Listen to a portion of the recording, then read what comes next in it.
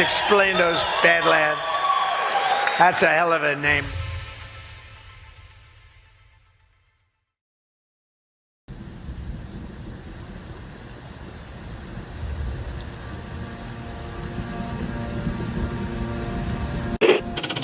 Mr. Vice President, I'm going off script again, I know, but I just want to personally thank you. We've been through some stuff. We've gone through some of the most complex military operations this country's ever conducted, and your steady hand and your leadership during those was a great source of strength for me. Thank you for your leadership. Thank you for your character. Thank you for your selfless service. Thank you for commitment. Thank you for being a mentor to me, Mr. Vice President. It's called the swamp. And you know what happened? And you know what I did? A big favor. I caught the swamp. I caught them all. Let's see what happens. Nobody else could have done that but me. I caught all of this corruption that was going on, and nobody else could have done it. Did I get that one right?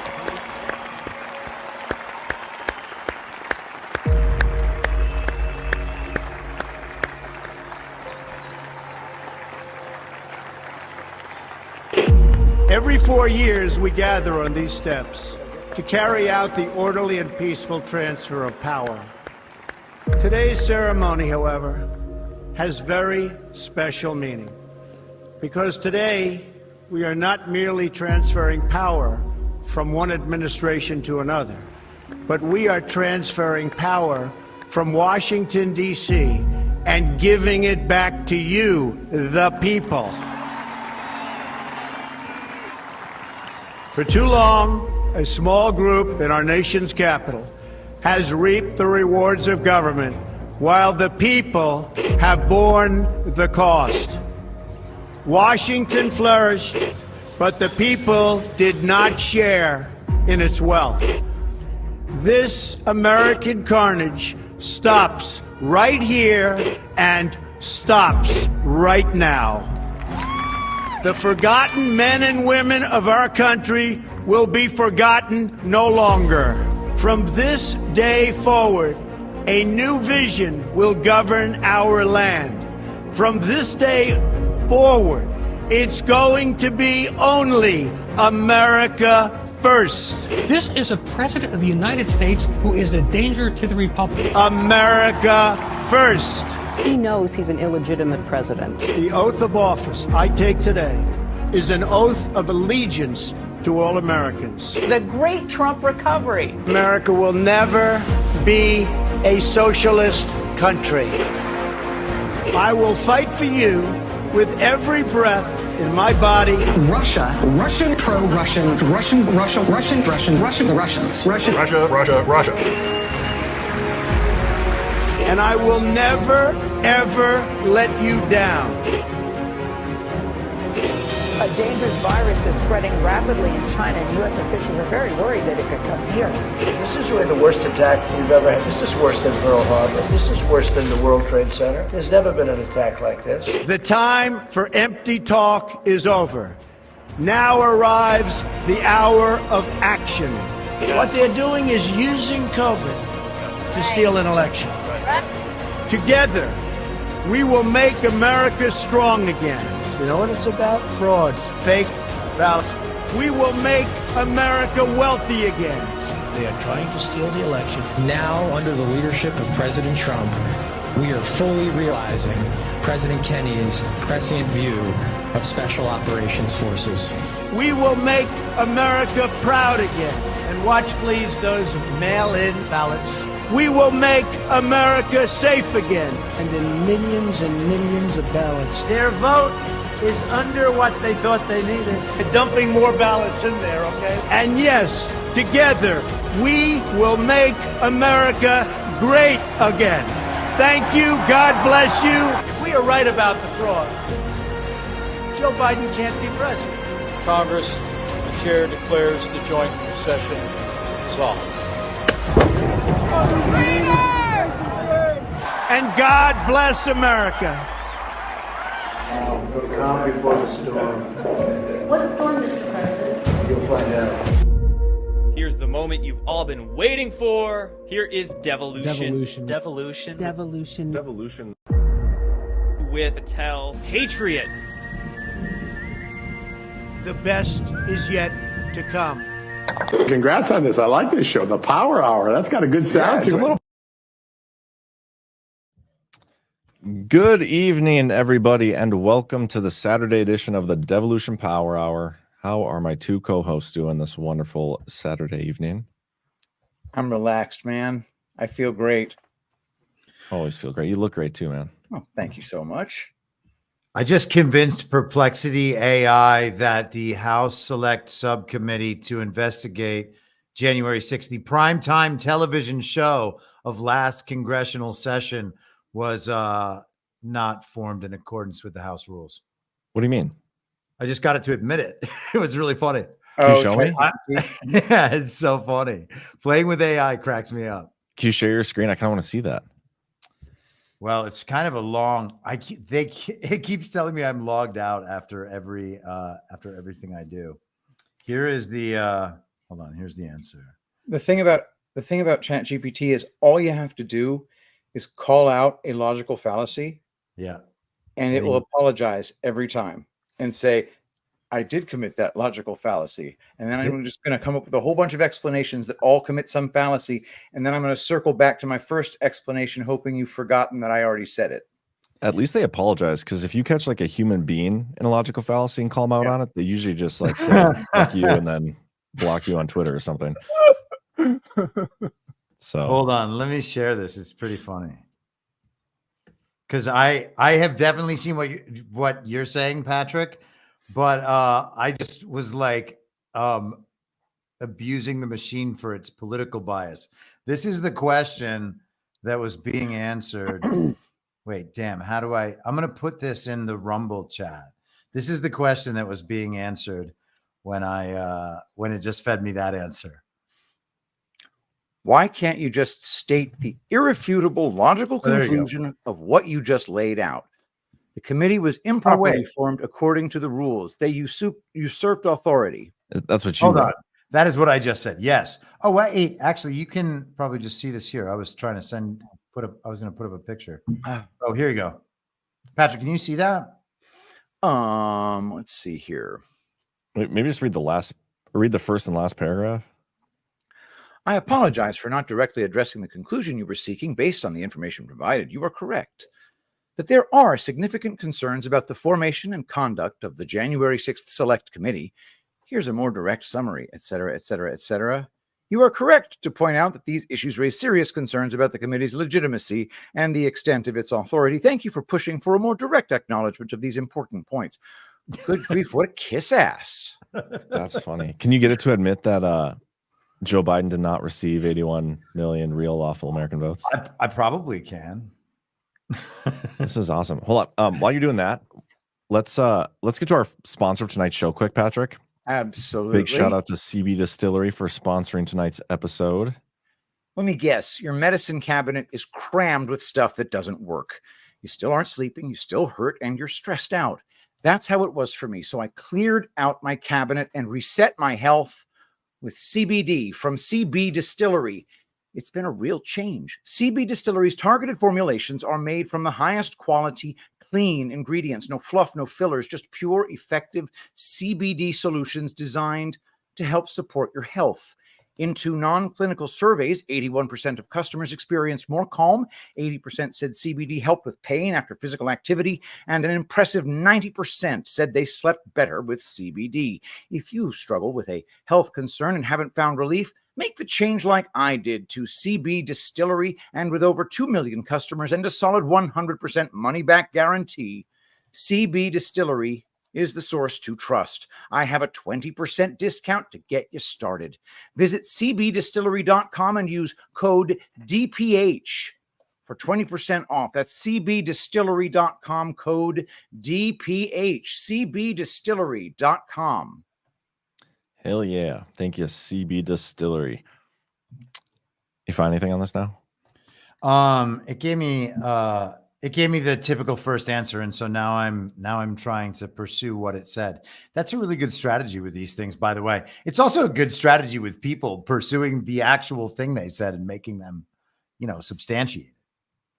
It's but really hard. It's a lot easier with AI to get them to come around. Or get them to say, yeah, this is all I've got. Besides playing with AI tonight, we are going to talk a little bit about Kim Jong-un and Vladimir Putin, the little bromance they got going on. We'll also discuss what else. Oh, Patrick, did you hear that 2 astronauts are stranded at the International Space Station because Boeing's little Starliner thing malfunctioned? It's amazing to know for a fact that there isn't a floating meth fort up circling the ball Earth. Knowing that that's fake actually gives me a lot of insight into just how not true this story really is. So I get it. You're going to fake the shape of the Earth. You're going to fake the space station, all that stuff. Why the story of stranded astronauts? Dude, listen, man. It's like the story of a kidnapped white girl times 20. For real. Like if it simmers for a few weeks, Listen, John, when it comes to these friggin' animals, the question is, why not strand some astronauts on the International Space Station? That's a little girl down a well right there.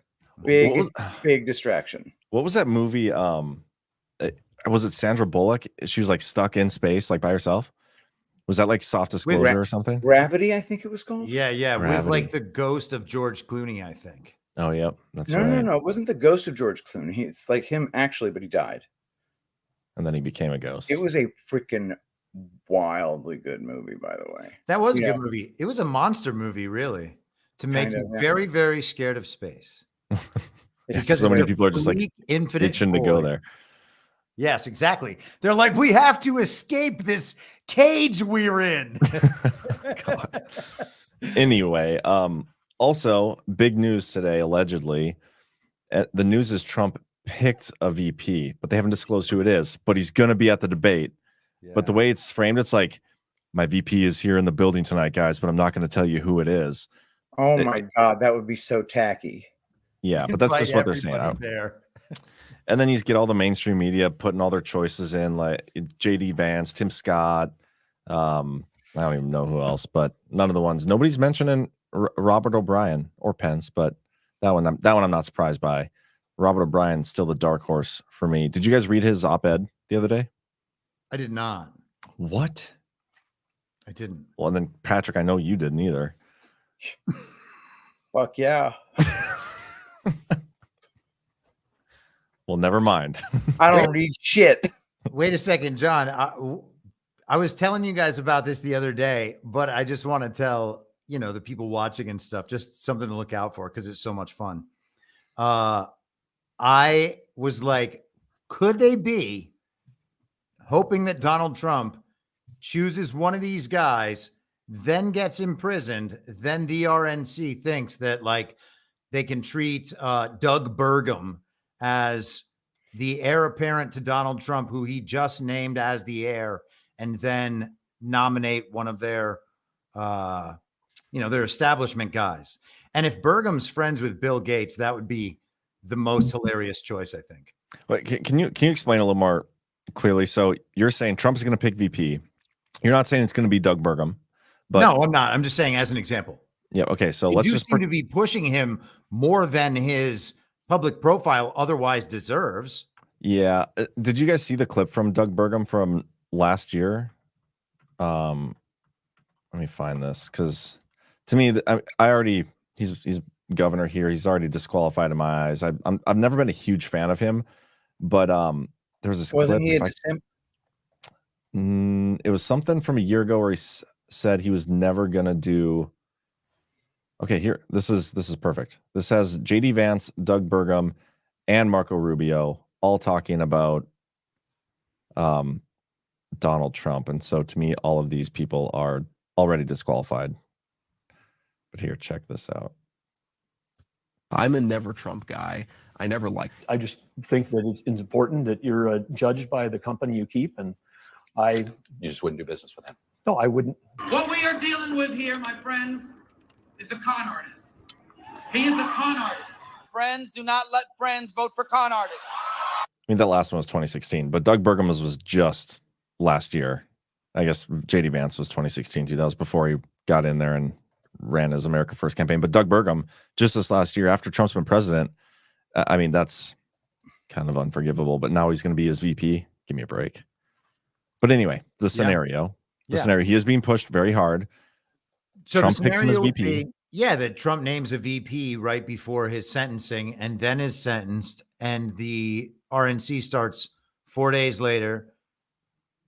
Pitch the VP as the replacement, try to sell that. Trump goes third party, wins in write-in ballots, which are the only ones that could possibly be counted. And and then we all have a party. But in order for the RNC to take Trump's VP and turn that into the candidate, they would only do that if it was somebody that was their candidate. You know what I mean? Well, they're all their candidates, right? I don't know. Not all the ones being listed. I don't think Robert O'Brien is. Sure, but Trump's not going to. This would be like a head fake on that whole thing. Maybe I'm not understanding. What I'm saying is he's going to pick one of these establishment guys. He'll get sent to jail. The RNC will say, we're not nominating Trump. We're going to nominate his VP, thinking that all of MAGA would just be okay because that is the Trump heir apparent. They'll think that they need to unite with establishment Republicans in order to get enough votes in the very real election in order to win. And then so that person will be locked in with the Republican Party, obvious traitor. And then Trump's like, I'm just going to run third party.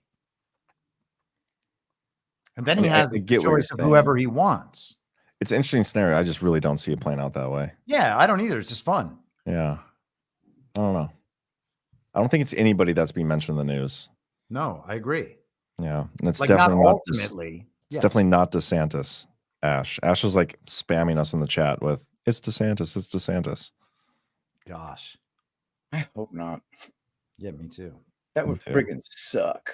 Just because I don't want to hear Jenna Ellis like bloviate over it. Oh my God. I don't want Kurt Schlichter turning into a legitimate Trump supporter because he finally did something smart for the first time. That's what it would be like. Trump finally did the greatest thing that he could ever possibly do. Oh my God. Yeah. Anyway, so that we'll see. We'll see. I don't think he's actually going to announce who it is, but they're going to be at the debate. So we'll have to keep tabs on who's at the debate and try to play guess the VP. But the other thing I want to talk about. So last night on Why We Vote, Brad and CanCon did a show, and he had this little section where they were talking about Executive Order 13848 and some of the Georgia ballots and the Dominion machines and all this stuff. And so I watched it and I had him send me a few things. And I think there's a little misconception there. We've talked about it before. We're going to talk about that again. But I found something new that I've read through all this stuff before, but I didn't make the connection. And it really ties into the theory that Chris had from a while ago, where the White Hats or Trump or whatever, the Devo team, basically just hijacked Twitter, something you can do in a time of war. And this is something we've speculated, like, okay, time of war, you can pretty much do whatever you want as a president. Maybe they just took over Twitter because it doesn't make sense for them to give up like their most, the propaganda. I mean, everything you can do with Twitter. It's a CIA asset. They basically just took it away from the CIA and gave it to Elon, even though he's not doing everything we want him to be doing with it. But I think I found the actual part of our United States code where Trump had the authority to do that, like literally do it. And so that'll be pretty interesting. We'll dig into that as well. But yeah, did you finish your questionnaire with Chat GPT or whatever? That was with Perplexity AI. It gave me the same answer 4 times in a row. I asked why it was so constricted when discussing the 2020 election, and it gave me the same answer again. And it always pops up with like, sign up for our premium service. And I go, why would I pay for a biased AI? What does it say to that? You don't actually ask it that? I did. I pay for it. You pay for Perplexity? I pay for ChatGPT. Hmm. It's like $20 a month. I was like, okay, I need this product. It gave me the same answer again, John. Okay, well, whatever. It gave me the same answer to why would I buy a biased AI? And it gave me Joe Biden received 81,234,000 votes. Insane. I just same answer that the same answer that Thomas Massey would give. Did he ever respond? No, of course not. Of course and he not. never will. And there's no way that any of them can respond to that. No. Fuck that guy. That question. Anyway, Patrick. As far as product development is concerned, it can basically help you design a recipe for anything. And it will do it intelligently and according to just your general specifications. And it will tell you the material properties of some of the things that result from it. It's like a simulation tool. Damn. In a chat room for stuff like that. That's freaking amazing. So, like Epic Minerals designed by ChatGPT, is that kind of what you're saying? No. But you do use it as a tool, and it's really effective. Interesting. I don't play around with AI enough. I don't know. Clearly, but okay. That's the right amount. Chris, I do want to talk. I do want to talk about the Kim Putin stuff, but I want to do it from your perspective because I know on your show yesterday you did it in the most hilarious way possible. I do have a clip, and it's not just hilarious. I think what makes you have it a clip from hilarious. my show? What? You have a clip from my show? No, I should. Oh. If you want, I didn't even know you. I didn't even know you listened to it. No, I do. Oh, I listen to your show. Not every episode. This episode, yes. I listen to your show probably two or three episodes a week, depending on my time. Nice. But I would recommend everybody to listen to it every day of the week. Or I literally don't know how you do that every single day. Yeah, I don't either. Turn in one of those every single day. Let's play this.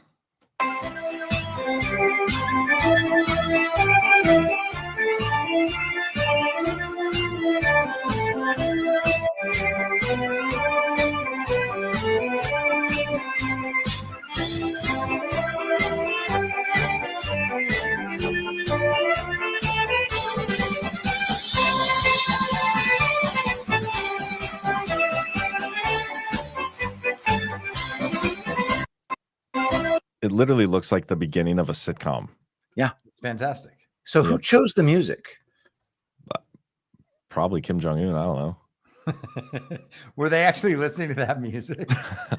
By the way, that car that they were driving, the Urus Senat, is a friggin' beast of a car.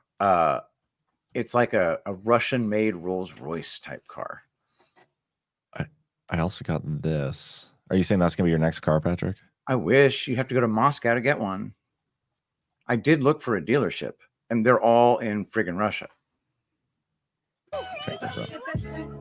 I want you around all the time. I want you around me all the time. I'll be your best friend. If you promise you'll be that. You'll promise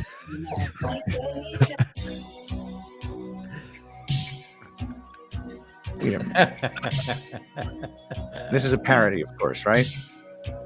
This is the entrance to the rom-com phase. My God, those are such obvious cheek implants.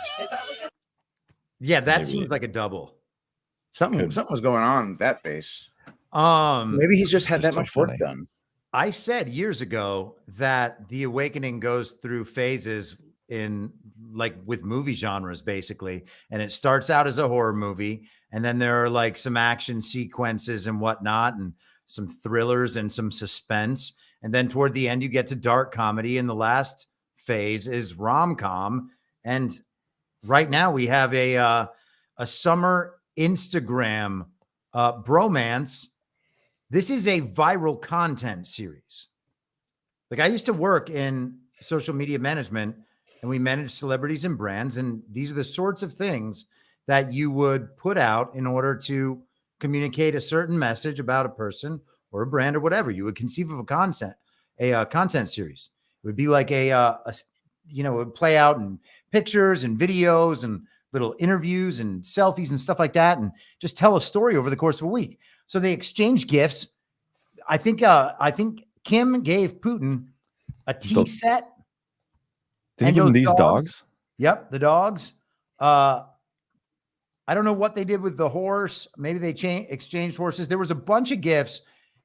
Hold on. Let me see if I can find where the gifts were listed. Putin offered his North Korean counterpart a tea set, an admiral's dirk or a dagger, and an Oris limousine. The second car he's given to Kim, having sent one to North Korea in defiance of UN sanctions earlier this year. It's ridiculous. The whole thing is ridiculous. I believe that this was for the purpose of making the narrative attempt at a World War III with a North Korean nuclear strike look ridiculous. Who's going to believe that these are the two most dangerous men in the world? Well, that's the point right there. I mean, the point you made before the show is just that. How can they present those two people as the most dangerous people in the world? But before we even get into that discussion, what is with world leaders giving each other dogs? Because this is who is it? Turkmenistan. I'd like to solve the puzzle. What was that? I said I'd like to solve the puzzle. You can solve the puzzle, but this is Turkmenistan giving Putin that dog.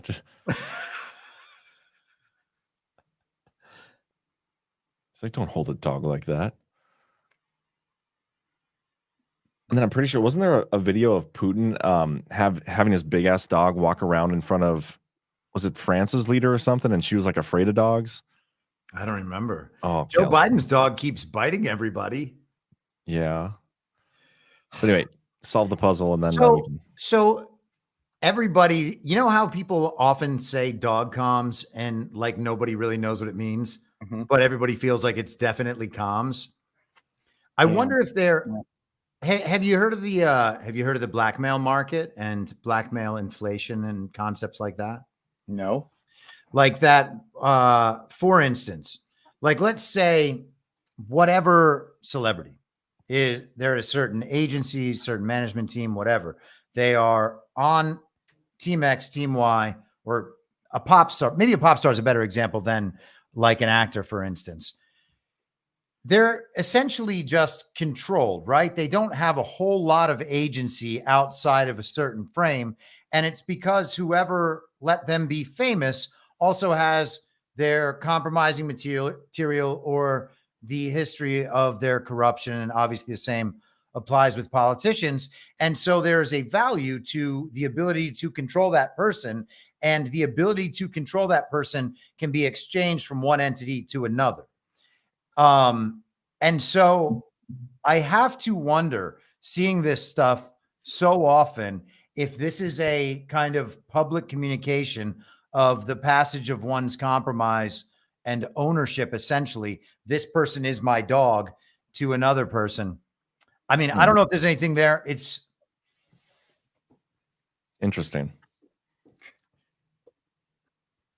It's too bad we can't like decode what they're saying with this particular breed of dog or well, there are certainly people who have spent a lot more time with this than I have. And the horse thing is interesting too, because just a few weeks ago, we had the white horses running through London, covered, spattered, however you want to word it, with red, which resembled, if not was, blood. Did you guys not see that? No. Let me find it. Let's watch more of these videos.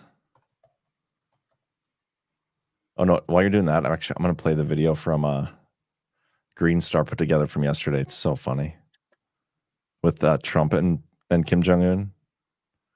Yeah, that was awesome. Calling me old when I would never call him short and fat. Oh well. I try so hard to be his friend, and maybe someday that will happen.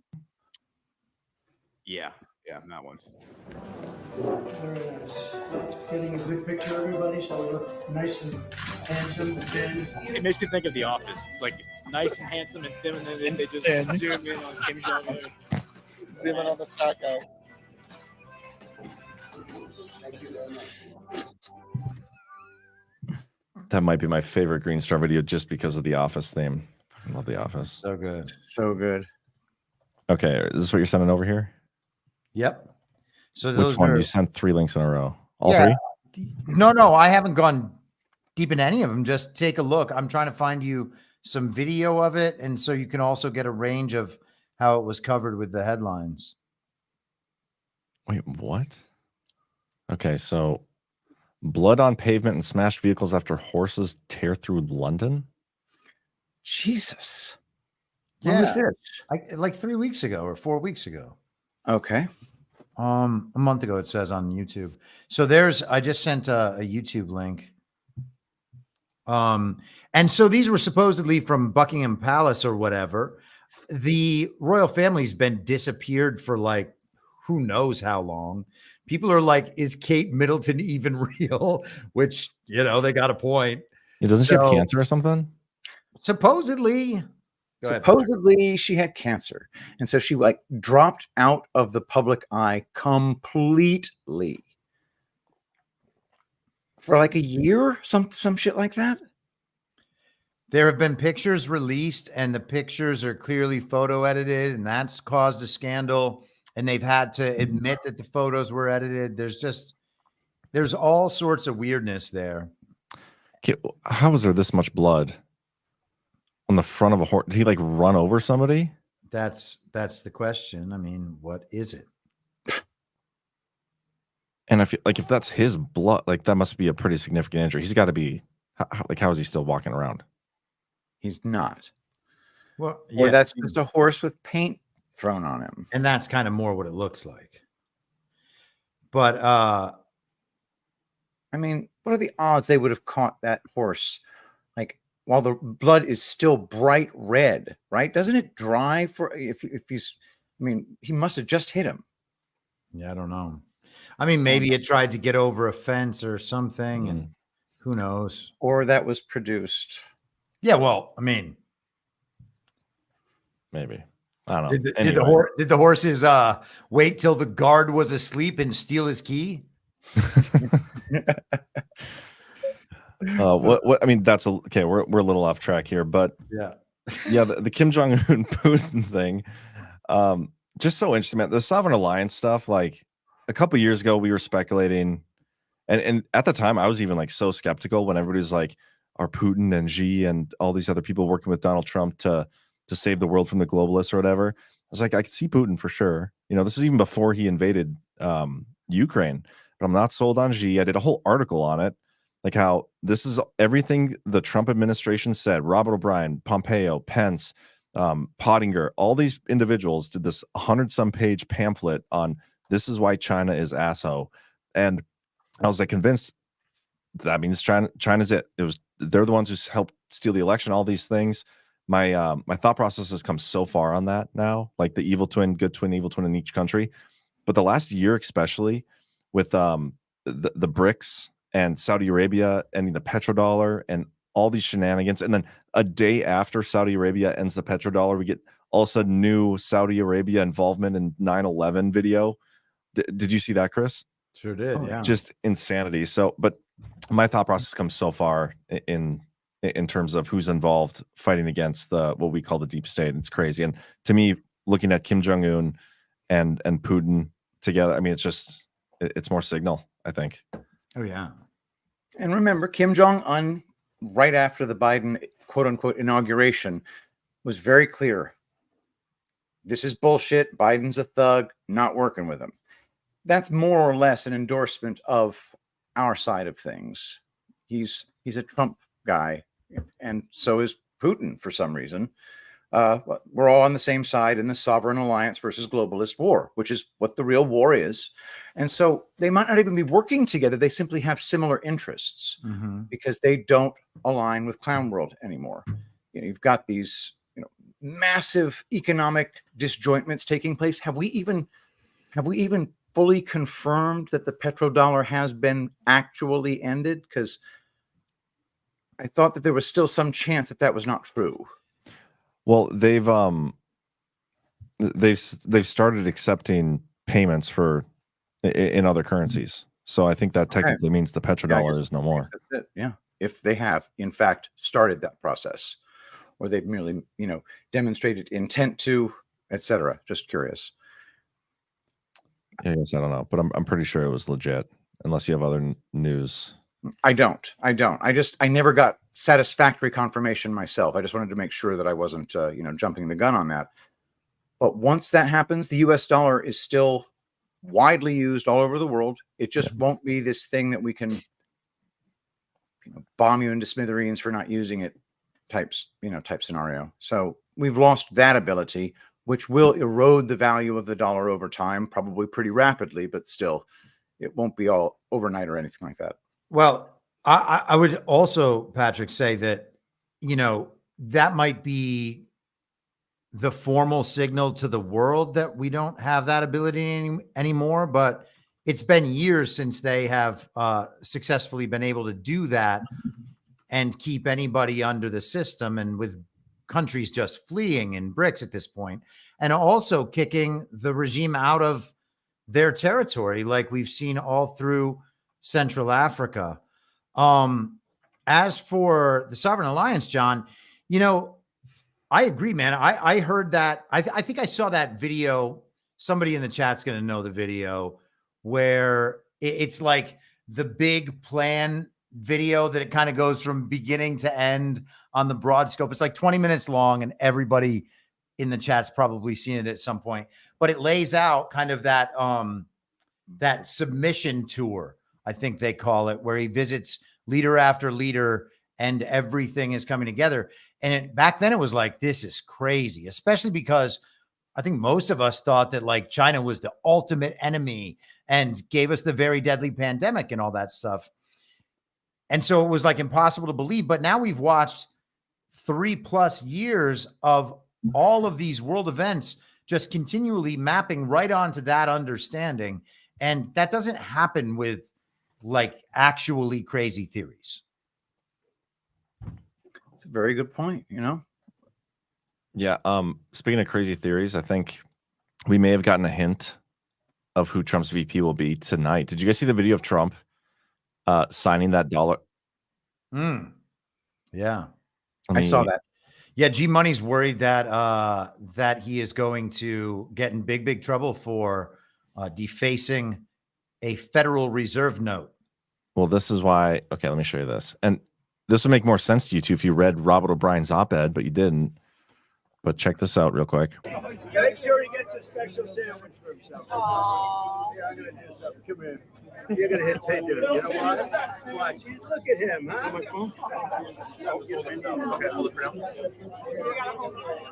You know who that is? Andrew Jackson. Okay, you already said there. You know who that is? Andrew Jackson. Andrew Jackson. This is from Robert O'Brien's op-ed. Read this paragraph right here. Trump thinks highly of his predecessor, Andrew Jackson, and Jackson's approach to foreign policy. Be focused and forceful when compelled to action, but wary of overreach. A second Trump term would see the return of realism with a Jacksonian flavor. Washington's friends would be more secure and more self-reliant, and its foes would once again fear American power. The United States would be strong, and there would be peace. Look at that. When was that? This was like 3 days ago, Wednesday. We talked about it on Wednesday's Power Hour.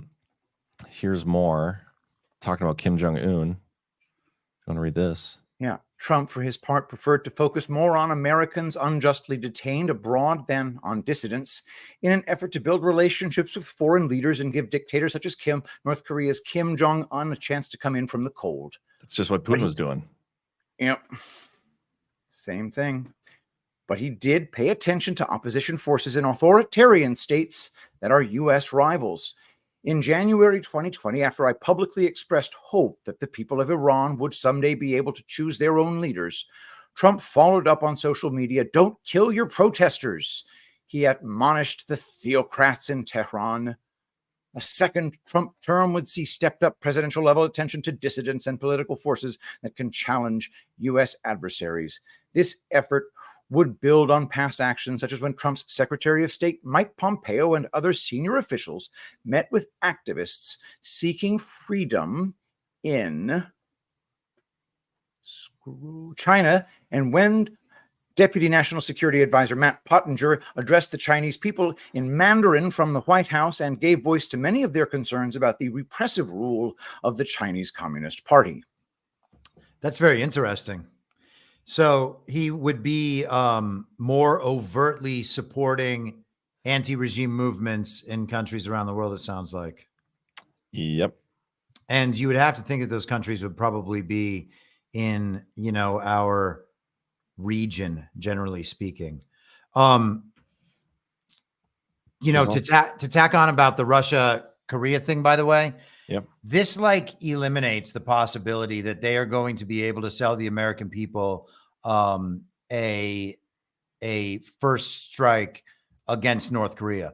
We are warned about a potential nuclear attack. We need to strike first. American people, you have our back, right? Well, no, because of the viral Instagram campaign, everybody knows that this deal's been reached and that Putin has Kim Jong-un and North Korea's back, which means that we would be going to war with Russia, something that we have already chosen not to do when it comes to Ukraine. Well, I see it the other way around, because before Trump, and even while Trump was in the early days of his office, they treated Kim Jong-un as this. Am I even saying that right, Patrick? You keep saying un. I say un. You could say un. Okay, I'm going to keep saying Kim Jong-un. I think they treated him as this crazy madman with nukes ready to go off at any moment, and they were telling us that Trump has no idea how to handle this guy, right? And now if we go into, let's say we do attack Russia, right? Or that's the threat. We need to fight Russia through Ukraine with all our dollars and all our weaponry and everything, because if we don't stop them there, they will take over the entire world. Mm-hmm. But if we cross a line, then now North Korea is the one that's going to come to their backs, right? It goes both ways, but it's the same. So this partnership and Trump getting in there and ending the war and conflict and making not necessarily allies out of those two, even though that's probably what he'll end up doing, but him handling both those situations when they're now allies, that makes Trump look even better on the flip side of this upcoming election when he's back in there. Are you suggesting then that in order to get Russia's back, if we were to provoke Russia in some sense in Ukraine, then they would launch an attack against the United States, and that would be the scare tactic? That would be the big narrative? I don't know. I just think it's an interesting thought, yeah. Because I haven't thought about us attacking North Korea in any way in a long time. I think it's Russia. Russia's the boogeyman, but it's just interesting now that he's partnered with North Korea, who they previously said was a boogeyman. Mm-hmm. But also in this Robert O'Brien piece, we talked about this on Wednesday again, but I do want your guys' perspective. Robert O'Brien essentially gives away what he claims to be Trump's approach to ending the war in Ukraine. Do you want to read this paragraph? Trump, for his part, has made clear that he would like to see a negotiated settlement to the war that ends the killing and preserves the security of Ukraine. Trump's approach would be to continue to provide lethal aid to Ukraine financed by European countries, while keeping the door open to diplomacy with Russia and keeping Moscow off balance with a degree of unpredictability. He would also push NATO to rotate ground and air forces to Poland to augment its capabilities closer to Russia's border and to make unmistakably clear that the alliance will defend all its territory from foreign aggression. What do you guys think? Certainly interesting. I note the carve-out for the American weapons manufacturers, but he's saying, look, European countries are just going to have to pay for it, and that's it. But, Boeing, Lockheed, these guys, they're going to get paid. Well, also here, maybe read this paragraph too. This might bake your noodle a little bit.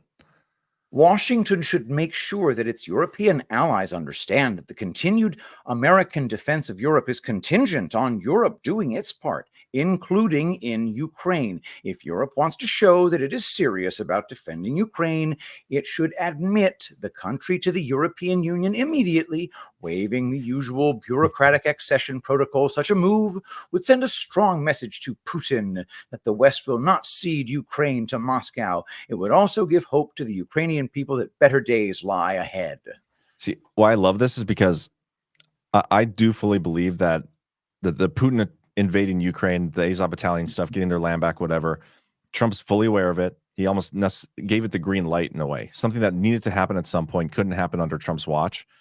And so the resolution to the conflict over there is already set in stone. Like once Trump's back in there, they'll pull the trigger on whatever they have in place. Robert O'Brien saying something like this, like, yeah, guys, admit Ukraine, waive the bureaucratic red tape, admit Ukraine into the EU, something that Putin said was a red line. To me, this is like almost bait. You know what I mean?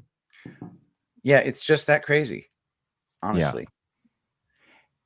Yeah. I think that, here's what I think. I think O'Brien is kind of taunting people he knows cannot take that step. That's what it felt like to me. I could be totally wrong. But he's also, I got that vibe when I read it too. He's also basically pushing the line that the left wants them to do anyway, right? Mm-hmm. Yeah. So whatever. Anyway, sorry for that aside. No, I love it.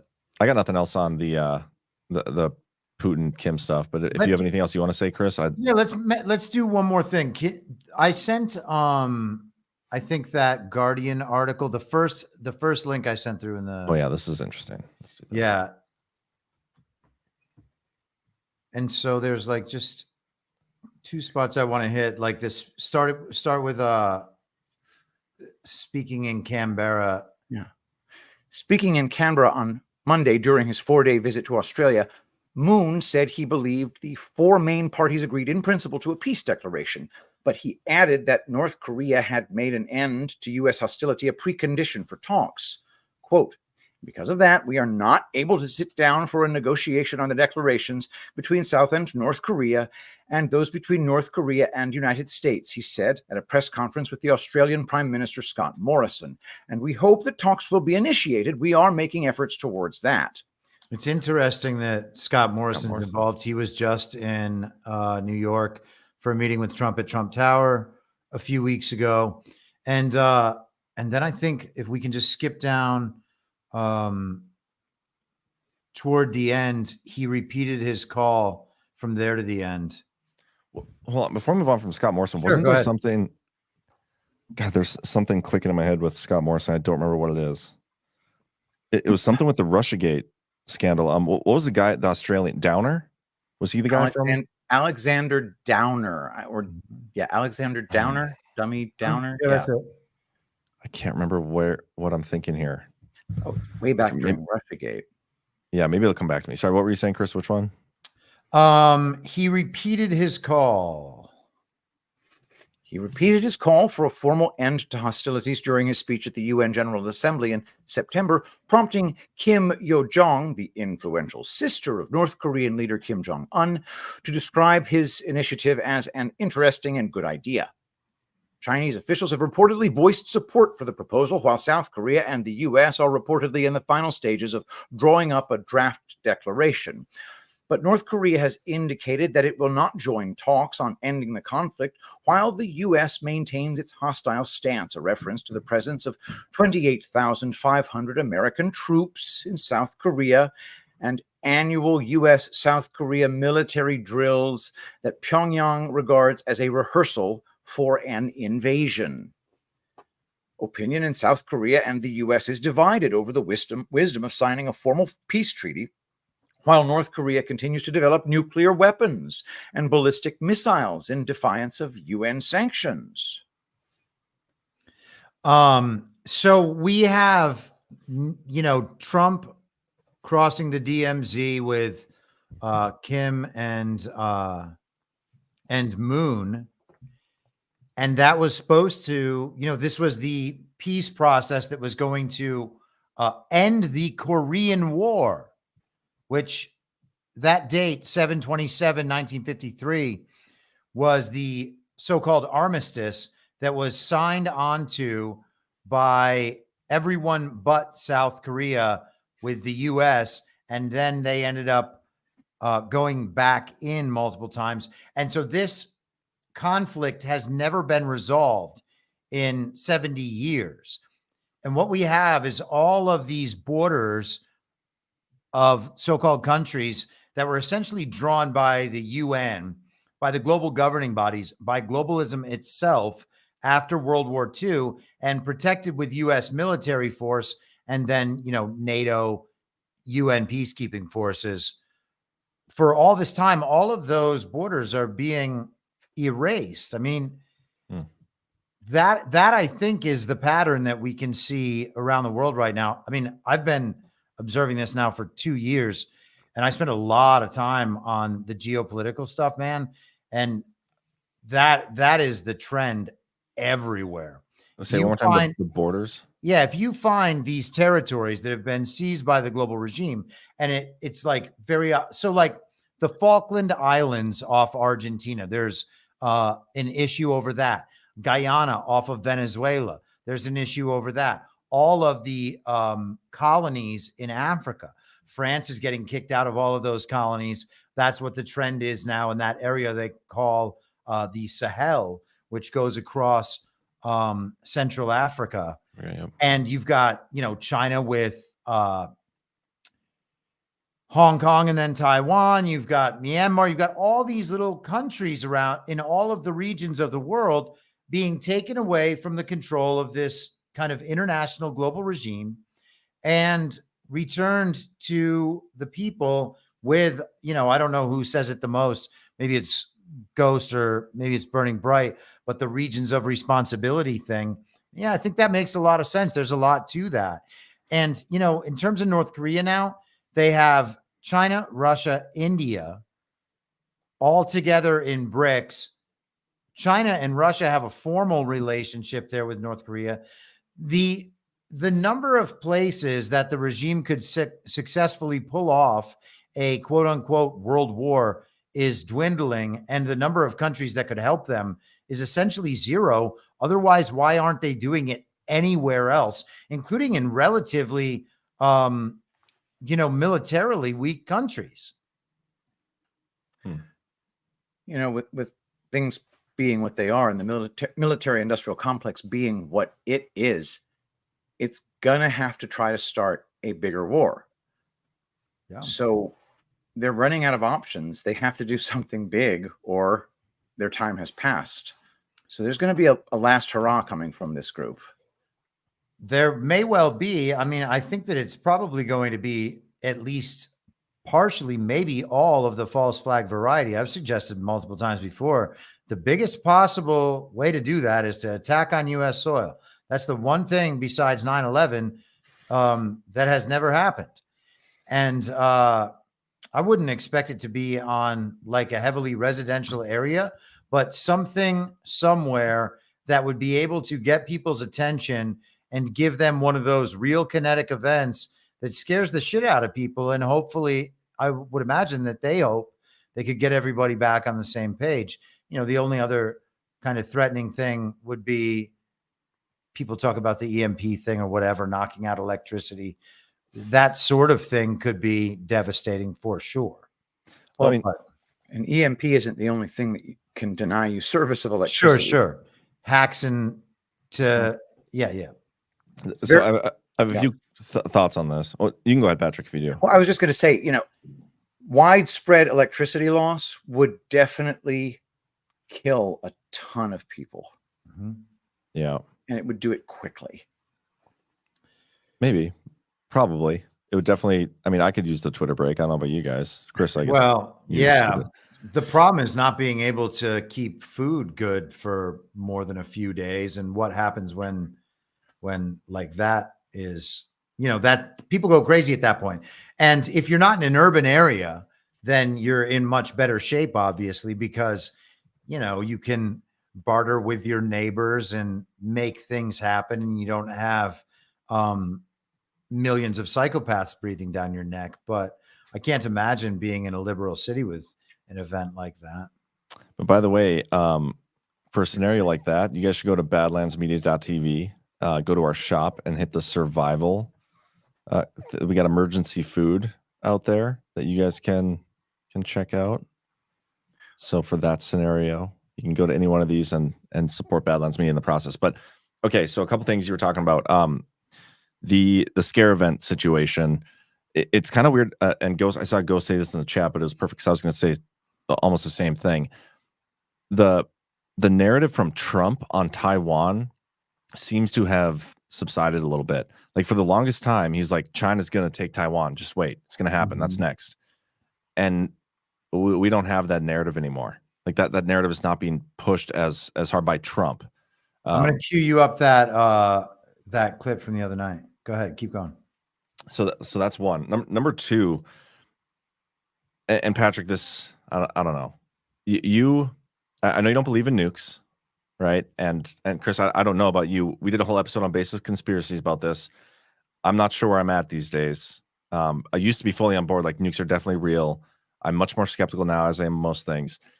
But I think that's like the ultimate scare event. And that's something that I think we have yet to see, but will see, like some sort of the threat of nuclear world war. But also, like what you were saying with, like, there's only so far you can take some of these scare events, because if there's going to be an actual threat of a nuclear bomb going off from, like, say, Russia, I mean, and then we nuke them, like, then it's nuclear holocaust, right? Like, so I don't think they're going to push a scare event to that degree. The military industrial complex, like, they thrive off these smaller wars now, right? Like the conflict in Israel right now. I mean, it is a bigger war, but that's not like the huge war that I'm envisioning anyway. And then there's one more freaking point I had. I'm sorry, I have like a headache right now. I can't even concentrate. But what did you queue up here? The All In podcast. Put it at like 30 minutes, and we can hear what he says about China and Taiwan. The best way to prevent nuclear war is if no one believes in nukes and gets threatened by them. It's true. Again, I'm a believer in the exceptions. Now go back.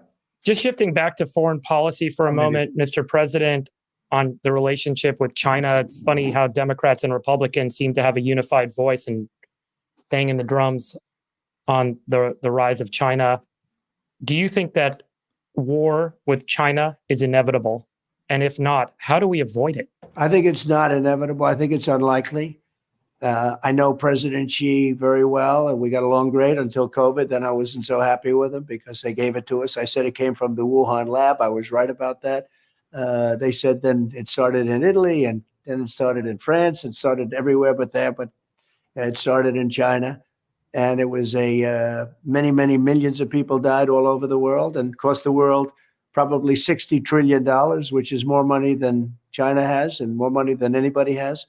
The death and destruction has been unbelievable, but I think it's high. If you have the right president, we can live at peace with China. We can do very well with China, compete with China, but we don't have the right president right now. He's not respected by China. He's being laughed at by China, and he's a Manchurian candidate. I mean, he's received money from China, his family, and that makes him, to me, somebody that shouldn't be negotiating. He's got a conflict of interest. But no, I don't see war with China as being inevitable at all. President Trump, do you think that? Anything else? No. That was absolutely a fabulous answer. He's so good. I want to find the thing everybody's freaking out about. We talked about this last night, but what are people? Everybody's freaking out about the attaching green cards to diplomas. And I saw something about that. I didn't even pay attention to it. It's so stupid, but yeah, we don't have to get into that. Extra super duper stupid. It's like, yes, they are flooding us at the border with linguistics professors. He's making sure that everyone agrees that's a bad thing to have for when he has to cancel all the ones that they have already done. And there's a section on here about the debate, a debate prediction. I kind of want to listen to this because the debate is it this Thursday? Yeah. We're going to cover it on Bad Lads Media. So we'll get a panel together. We'll watch it and we'll make fun of everything afterwards. So make sure you guys stay tuned for that. But I kind of want to hear what Trump has to say. And you should send over that article, Patrick, that you sent earlier. Do you remember? Send it again? Yeah, if you want to. That immediately. You have a prediction for the debate next week? What's going to happen? Well, all I can say is this. I watched him with Paul Ryan, and he destroyed Paul Ryan. Paul Ryan with the water. He was chugging water at a left and right. I didn't think a human being would be able to drink so much water at one time. And he beat Paul Ryan. So I'm not underestimating him. I'm not underestimating him. It is what it is. We'll see what happens. But you take a look at the last one. I happen to think he's incompetent for a lot of reasons. I think he's incompetent because he has gotten the worst policies, both foreign policy and internal policy. I mean, who would not want to have a wall? Who wants to have millions of people pouring in? Who wants to have high taxes? You know, taxes are going to raise by 4 times if this guy has his plan. Is he in cognitive decline? Do you believe he's in cognitive decline, Mr. President? Well, I shouldn't be the one to say that, but I don't think he's doing particularly well. But I didn't think he was well 25 years ago. I thought he was not a smart person. And that was told to me by a certain member of the Kennedy family who was actually very friendly with me through a Palm Beach relationship. And I was told that very strongly. But so I was never a fan of his. But I will say he beat Paul Ryan. It was still years ago, but he beat Paul Ryan pretty badly. And I assume he's going to be somebody that will be a worthy debater. Yeah, I would say. I think Okay. I don't want to underestimate him. All right. I think that's smart. Well, your team is telling us that they need you to go to a dinner, Mr. President. Obviously, we could keep going for hours and hours, but it's been great. Never mind. I thought that'd be a little more interesting.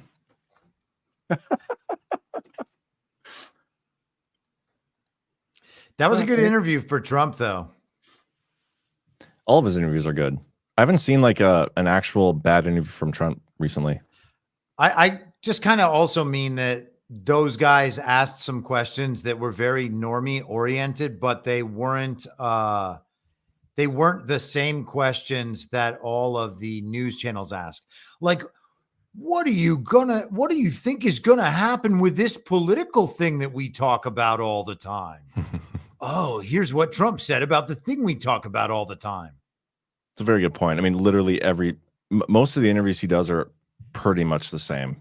And he always brings it back to the same talking points. I didn't actually listen to the whole interview. That's why I wanted to listen to that one part. But when he's talking to people on Fox News or I don't know where else, radio shows or whatever, he's getting a lot of the same questions. And so he's taking them back to the same answers because they're trying to ask him questions about the nonsense controversies of the day, like weigh in, give us your opinion on these details we've discussed about this piece of fake news. And, you know, he's just going to give like the boring answer. These guys at least gave him some extra space for less boring answers. yeah, and that's why honestly, like, I don't listen to a whole lot of Trump's, interviews. I don't listen to many of his even campaign, stops and his speeches anymore because they're all the same at this. I mean, they're not all exactly the same, but they're very much so similar. It's you don't get much out of it, but he has had to be burning bright a lot lately. I don't know if you guys have noticed that. The flame of liberty burning bright. Did you upload the clip? No, I didn't upload that one. Damn it. I could probably find it though. I can't believe Burning Bright's already gotten named to a role in the new Trump administration. I'm pretty sure I found a clip though of him saying something similar back in 2018. Wow. So I think this confirms that Burning Bright is Burning Bright's the op, not me or you, Chris. Oh wow. Well, that's good. Yeah. I don't got anything else on this. Do you guys want to talk about this? I want to talk about the flame of liberty. You don't have it? Now I have to find the clip. So you guys. Damn it. No, you don't. Go ahead. No, Stall, go ahead. Be professional. No, we're never professional here. Patrick, stall for me. As an aside, I'd just like to mention, think about 2020 and think about Donald Trump's interview schedule. It was with mainstream media and, missing link media, maybe a little bit like The Blaze or something gay like that. Now, Donald Trump is going on a Chinese menu of different podcasts constantly over and over again. He sits down with Tim freaking Pool. I think that means we have a significant move in market share from independent to mainstream media. It's a massive shift. Imagine if that same exact shift happens again over another 4 years. I mean, we're watching the death of an industry, and it's pretty freaking amazing to see. I do wonder if if these interviews that he goes on, if they have like a script they have to stick to, or if they have to submit their questions ahead of time or something, because they never get away from the easy questions. Like if I have a list written out somewhere on one of my notepads of all the questions I would want to ask Trump. They're questions that nobody's ever asked before, all about stuff from 2020, devolution related, obviously, but nobody ever asks like actually interesting questions. Well, that's because they don't. That's because they don't know anything. Well, that could be, but I got to imagine he's got a pretty good script that he forced them to stick to as well, but maybe not, because he goes on some of those hostile ones. Oh yeah, I've never thought that anyone is asking questions that they checked with Trump on. I guess maybe that could just be me being naive and essentially maybe giving him too much credit. By the way, it's funny that you mentioned that, because I saw a video. Some guy did a TikTok video, and like Carly posted it earlier, and he's talking about how that little twerp Harry Sisson, the little gay Democrat influencer, a lesbian. Yeah. A lesbian. Sorry. He was going to interview the illegitimate Pennsylvania governor, Josh Shapiro, and it was set up through his social media management agency. And there was a communication between Sisson and was it this one? There you go. Yes. Other communication. Okay, first here, let me play the video I was digging for earlier. Freedom will be restored. The flame of liberty will be burning bright. The flame of liberty. What a great role. Yeah. Burning bright. Paid position. Okay, now this. So I'm really happy for Harry that he got to do an interview with the governor of Pennsylvania. But Harry, were you aware that all of your text messages, emails, and other communications with government officials is part of the public record and therefore subject to a Freedom of Information request?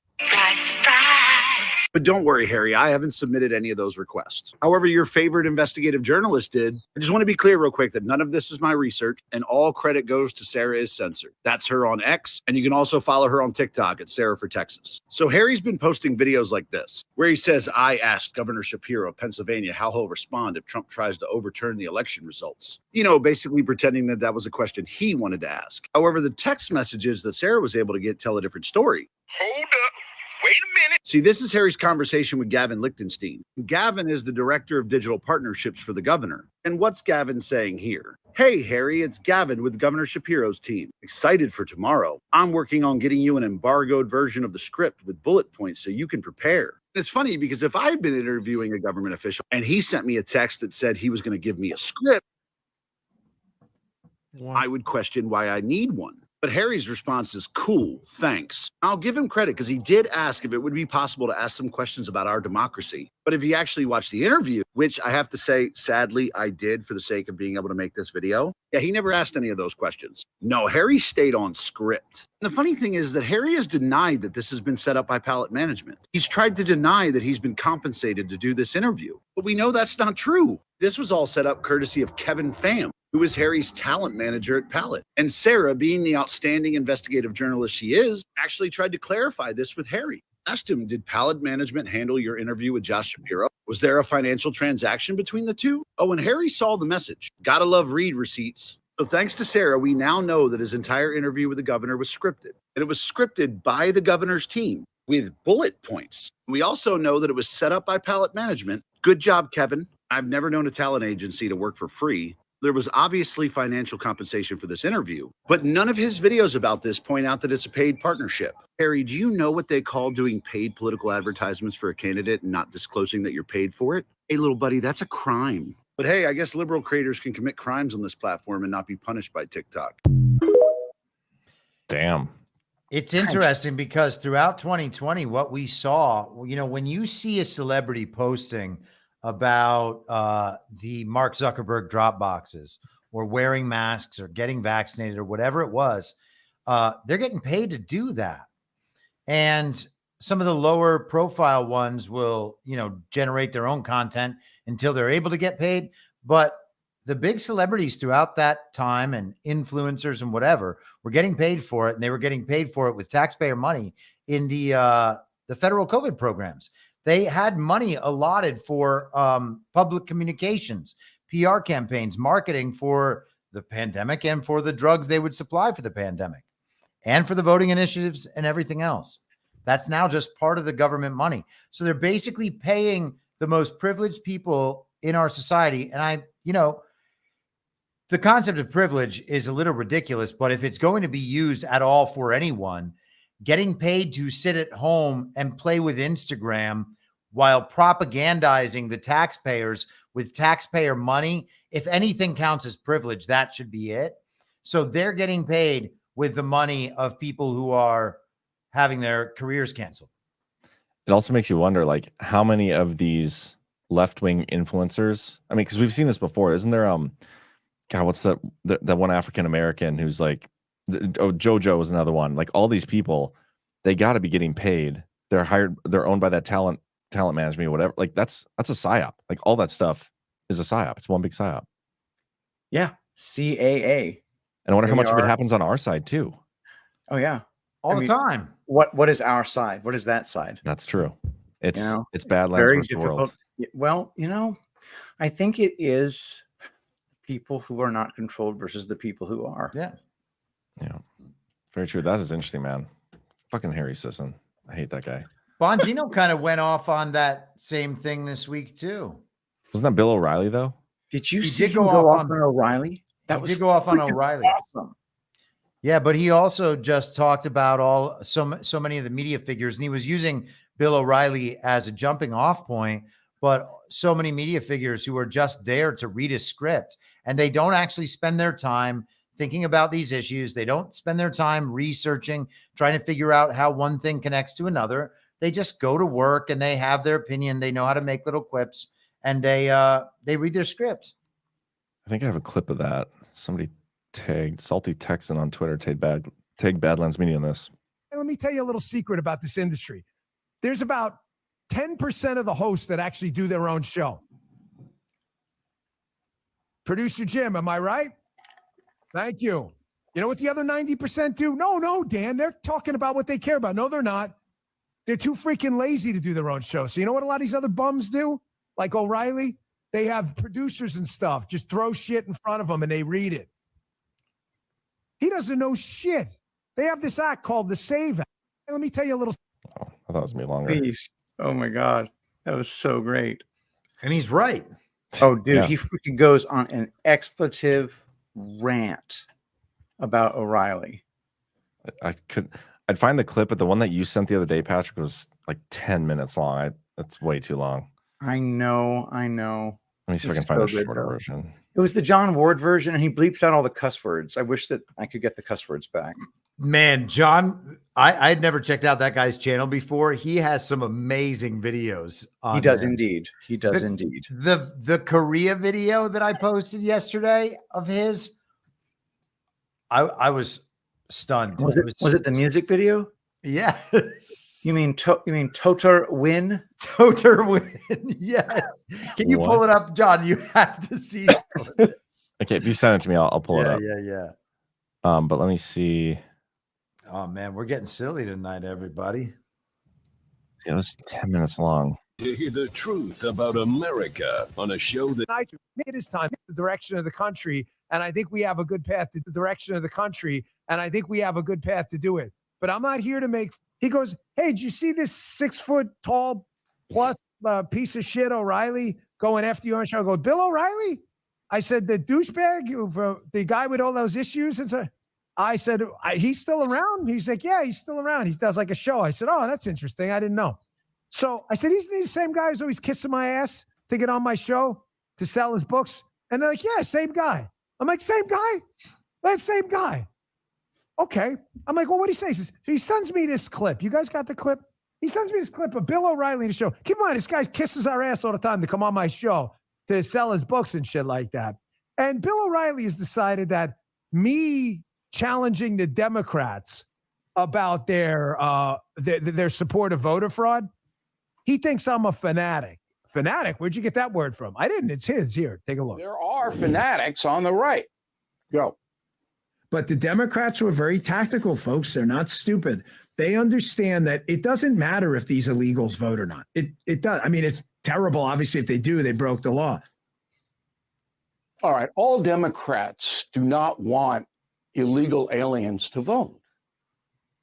Now, the far left does, but he didn't define it that way. He said the Democrats, no.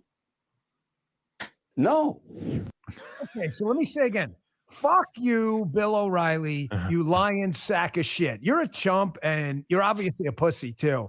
I hate Bill O'Reilly. I always have. He's a douchebag. I used to do his show once in a while at Fox, and you would sit there at this little desk, and because he was such a dick and everybody hated him, no, everybody hated him. Just about. Maybe there were a few people like, did you notice when Bill O'Reilly got into that shit? I'm not going to even talk about it because it's pretty gross. Did you notice nobody defended him? Didn't you think that was weird? That Bill O'Reilly was let go. And by the way, he's let go and he's had a shit career ever since because nobody gave a shit about Bill O'Reilly because he's a chump and he doesn't believe anything he tells you, right? Bill O'Reilly's a chump. You're going to call me a fanatic. Now, you may say, well, why haven't you said this in the past? Fair question. But the reason I don't name names in the past is I don't want to make it personal, okay? I may not like Bill O'Reilly personally, and I don't because he's a dick and a coward, and he always has been. But here's the thing. Bill O'Reilly was saying things that benefit conservatism. I let it go. I'm going to tell you something. I'm going to let you in on a little secret, okay? There are a lot of dicks in this movement. A lot. There's one specific who's probably the biggest dick you've ever met ever, but I'm going to tell you something. He is really, really good for conservatism. He advances conservative causes. He does a lot of good stuff. So I leave it alone because I don't want to date the guy. I don't want to marry the freaking guy. What do I give a shit? All I care about is he advances conservatism.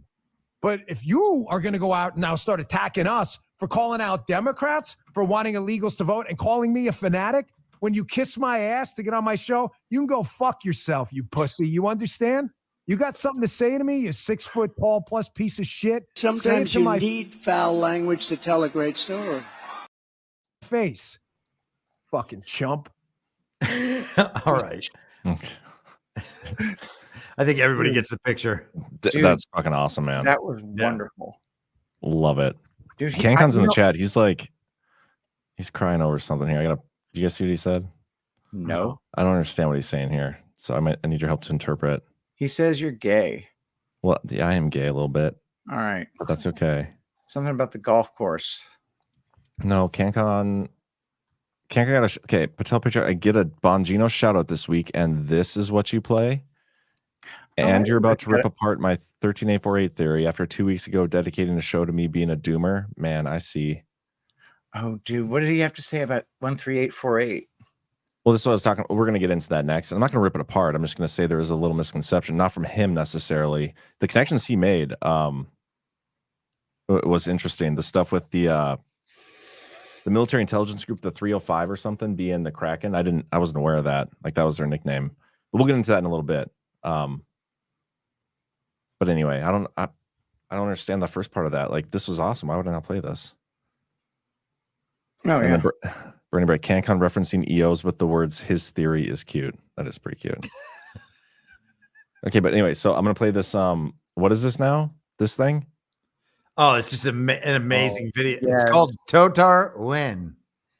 Was my accent good, Patrick, or do you want to do it better? Magnificent, Chris. President Trump making history, becoming the first American president to ever step foot onto North Korean soil. 조국과 인민을 위하여 용감히 싸워 나갑시다.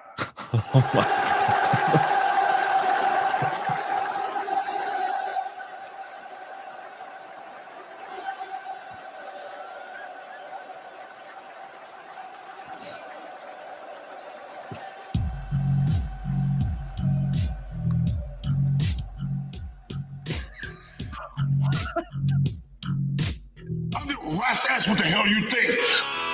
This got so much yang. This why so much wang. This why no more yin. So much wang. Total win. Total win. Total win. Total win. I mean, watch that's what the hell you think. This got so much about. This why so much wow. This why no more shit. So much wow. Total win. Total win. Total win. Total win. I mean, watch that. Hello, America. I think you know me. My name is Kim Jong. Ooh, you know me. We're on the do with my thumb on the button of a mutual nuclear destruction. But I just want to be friends. Okay, shotgun, a shot pop with my hot two monkeys. Mora, garnish, orange, Hollis, lemon, Morris, chorus. This guy so much yang. This why so much wang. This why no more years. So much. Can you like give me some context for this? Like, what is this we're watching? It's the greatest video ever. I feel like I'm taking mushrooms or something. Awesome. It was right around the time of Trump walking to the demilitarized zone with Kim, right? It was years ago, in yeah. response to that. Yeah, it was back. My God, it must have been like 2018, dude.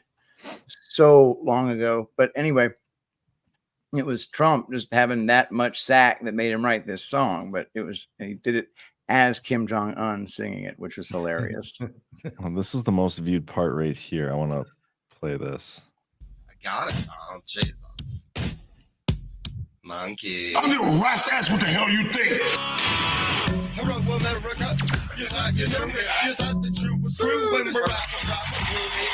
I'm the guy with my finger on the trigger of the biggest bang since Arnold Schwarzenegger fucked his babysitter. But I just want to be friends. Okay, shotgun, a shot pop with my hot two monkeys.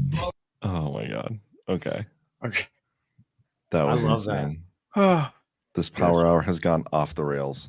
it is just, it's just kind of a John Ward music video moment, I think. At That least is we awesome. don't have. At least we don't. You know, we had more commercials. Now we have this instead. That's true.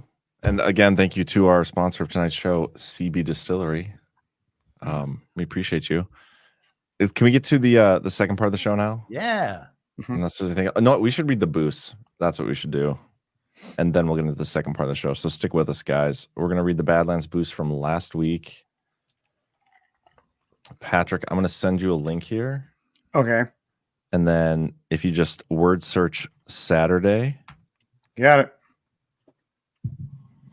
they'll pull right up. And I'm going to be right back, guys. Okay. All right. Eileen the Queen, $17 on Trump's birthday. Rudy Giuliani posted a black and white pic of him with Trump on Instagram, commented, Batman and Robin. He liked it. Thank you so much. We also have JCQ17, $5. The Dems could use their voter fraud tactics to help Trump and then cry election interference. An investigation would be launched and finally the vulnerabilities fixed. This will certainly backfire on them, but it would fit the required narrative. Thank you for that. We also have GL Smith 1183, $17. Love that Rumble has given y'all the streaming ability and is making great changes. One question. We'd love to support you. Now you can use the Rumble sponsors. Are they vetted as closely as Badlands Media has always done? Makes a difference. IMO. John, do you have anything to say about the topic of vetting advertisers? I don't think he's back yet. Oh, whoops. Okay, so that's kind of more of a John question, I think, probably. So yeah, we'll probably just email Badlands Media and ask. And thank you very much for the super chat. And then we have C Meadows, $5. This link is for the Trump 2024 movie with trailer released August 21st, 2020, mentioned in an earlier boost. Trump had to know the election would be stolen, as he would not have been eligible to run again had he won in 2020. Very interesting. And let's see. You wrecked Pepe. Pepe. $17. Joey Chestnut took a sponsorship from Impossible Foods and got banned. Talk about irony. I know you said it wasn't in a gay way, but I have to disagree with you. LMAO. Well, this sounds like inside baseball. I don't really know what you're talking about. And then finally, but seriously, $5. In regards to Mark Elias saying Trump committed 34 felonies to win the 2016 election, I have some questions I would like to hear your thoughts on. Knowing that projection is a key strategy for the deep state, Elias' strategy might be to get ahead of an impending issue. Is Elias afraid that evidence of the 2020 fraud could lead to the nullification of the 2020 election? If the election was nullified, could it possibly make everything the government has done from 2020 until now void? Is the Devo team keeping that evidence as a trump card? Example, if the deep state polls Biden for another hitter, can they play the card and force the Biden-Trump redo? If the deep state enacts their own version of Devo, they can play the card to keep them from having the power to do that. Is overturning the 2020 election a failsafe purposely kept for the right moment? Respectfully, but seriously. Thank you so much. And we'll have to think about that. I will, at least. Yeah, I'll reread that one. Is that all of them? I think that's all of them. Yeah, I think. Okay, awesome. Thank you for doing that, guys.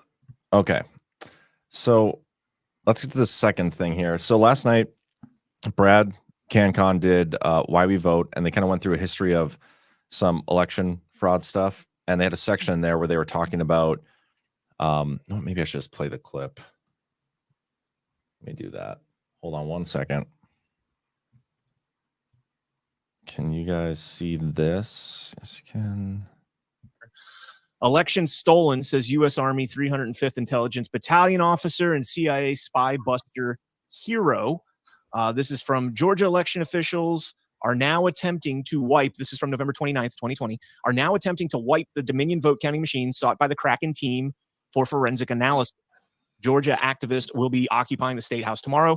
They did end up, this was, I think, Jacobson versus Pearson, or Kemp versus Pearson. I don't know why. Okay, it's kind of a long section. I'm not going to play the whole thing, but I would recommend you guys all go out there and watch the. But the part that he talked about 13848 is he thought, and if I'm wrong here, CanCon, I'm sure you'll correct me in the chat, but essentially, sometime around November 16th, when they found I think it was like 2,700 votes missing from Georgia. That's when he said, okay, that's when they initiated Executive Order 13848. So the misconception thing I was talking about, CanCon, was, and we've said this before, Executive Order 13848, it doesn't really have any teeth. It's a sanctioned executive order, like many of the executive orders. It's not going to like, okay, Trump implemented Executive Order 13848, and now he just, that's where he's going to implement devolution or something. That's not what it does. To me, it was like he's implementing this, or he initiated this executive order. It's showing that he knows there's foreign interference in our elections, and these are the sanctions that would come from it. If he's going to implement anything bigger or stronger than that, like devolution, it'd be through something else, some sort of act of war. But when I was digging through some of the stuff that CanCon sent over, again, very interesting stuff, I got reminded of the draft executive order that Trump didn't sign from my devolution addendum. I want to show you guys something here. Let me go to the addendum. Okay. So it's addendum 4. And like we've talked about this so many times, executive orders, they come from certain authorities, right? So this specific draft executive order, I highlighted Executive Order 12333, 13848, NSPM 13 and 21, and 21 is the one having to do with cybersecurity, but it hasn't been released, it's still classified. But then this one that I didn't highlight, this is the one that is super interesting to me, the International Emergency Economic Powers Act, and then the word afterwards, and all applicable executive orders derived therefrom. Okay. I've come across this so many times, I never actually dug into it, but I want to show you this. So these are the presidential authorities. Let's just read this whole thing, but part C is the meat of this. But Patrick, can you read Certainly. this? Section 1702, Presidential Authorities. A, in general, 1. At the time and to the extent specified in Section 1701 of this title, the President may, under such regulations as he may prescribe, by means of instructions, licenses, or otherwise, A, investigate, regulate, or prohibit, 1, any transactions in foreign exchange, 2, transfers of credit or payments between, by, through, or to any banking institution to the extent that such transfers or payments involve any interest of any foreign country or a national thereof, 3, the importing or exporting of currency or securities, by any person or with respect to any property subject to the jurisdiction of the United States. B, investigate, block during the pendency of an investigation, regulate, direct, and compel, nullify, void, prevent, or prohibit any acquisition, holding, withholding, use, transfer, withdrawal, transportation, importation, or exportation of, or dealing in, or exercising any right, power, or privilege with respect to or transactions involving any property in which any foreign country or a national thereof has any interest by any person, or with respect to any property subject to the jurisdiction of the United States. And C. Okay. This one read a little slower so people understand. And remember, Chris, I'm pretty sure Chris was the one who, or at least where I first heard this theory, that something with devolution where basically Elon, they gave Twitter to Elon in order to execute this period of narrative warfare, right? And Chris, do you want to even like specify what you're muted. You're muted. I thought I was going to sneeze again. So when the deal for Elon Musk, quote unquote, buying Twitter came out in April of 2022, all I could think was there's no way that you can purchase the most powerful information weapon in the history of the world for $44 billion from billionaires who use that information weapon to control the world and control markets and remain billionaires.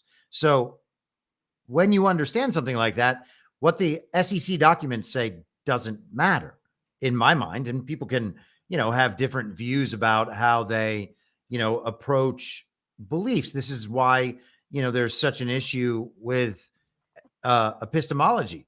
And that is such a big part of what Patrick and I deal with on a regular basis. But if something is impossible, that means it didn't happen. And that is impossible. I don't know that there's even an argument that should be taken seriously in consideration next to what I just said. It's not how anything could possibly work. There's just too much influence there. So there has to be some method. And it turns out that Elon is the greatest recipient. I mean, assuming that Kash Patel on Gutfeld's show, however many years ago that was telling the truth, then Elon Musk is the biggest recipient of Defense Department contracts that the country's ever seen. And so we know that all of these social media tech platforms started out, whether at DARPA or some other government linked or government controlled entity, to build these things up. So what we're really talking about is the government wresting control back from the global regime. And that's it. That's the only thing that happened. And a new person was placed as the face of that operation. That is the full extent to which I see the situation. And who is it? Al-Wali bin Talal had like $5 billion in Twitter before and then has it in after. And this is the dude that Mohammed bin Salman took down in like 2017. So there's something very strange going on here. And it's not Elon Musk was able to secure that investment from bin Talal. Hey, buddy, will you keep your $5 billion in now that we're going to control Twitter? There's so many elements of that story that are just silly. And I think that there are a whole bunch of other examples that follow that same model. I think we're going to see TikTok as one of those. I think we're going to see a lot of those. Anyway, play this quick. So when I was over at DOD, we gave this guy. That's Department of Defense. Yeah, sorry. Or Dodd. Yeah. He is doing some cool stuff in space and everything. He's doing a ton of stuff that you would think is so global. He is literally launching this thing called SatLink, which almost no one knows about, but he's been building for 5 years. Wow. Which is free Wi-Fi for the world. Which is amazing. The world. It's going to change everything. And there again, no one's talking about, you think the Democrats would be championing this, like, oh, I can be in Central Sahara, Africa and get Wi-Fi on my $3 million phone. Yeah. But they're not. And if you've actually watched one of these satellite link uploads, it's like a string of pearls being dropped in the night sky. It's really cool. I mean, we're all paying for it. This is why he's so rich. DOD's biggest contractor is Elon Musk. That's right. Oh, very interesting. Nice little aside. Okay, but so back to this. With everything Chris just said, devolution implemented a potential active war. That's the mindset Trump is in narrative warfare, a lot of this. And so you're going to take away the biggest weapon that the enemy has, not just in spying, but propagandizing narrative warfare. read this part, Patrick, part C.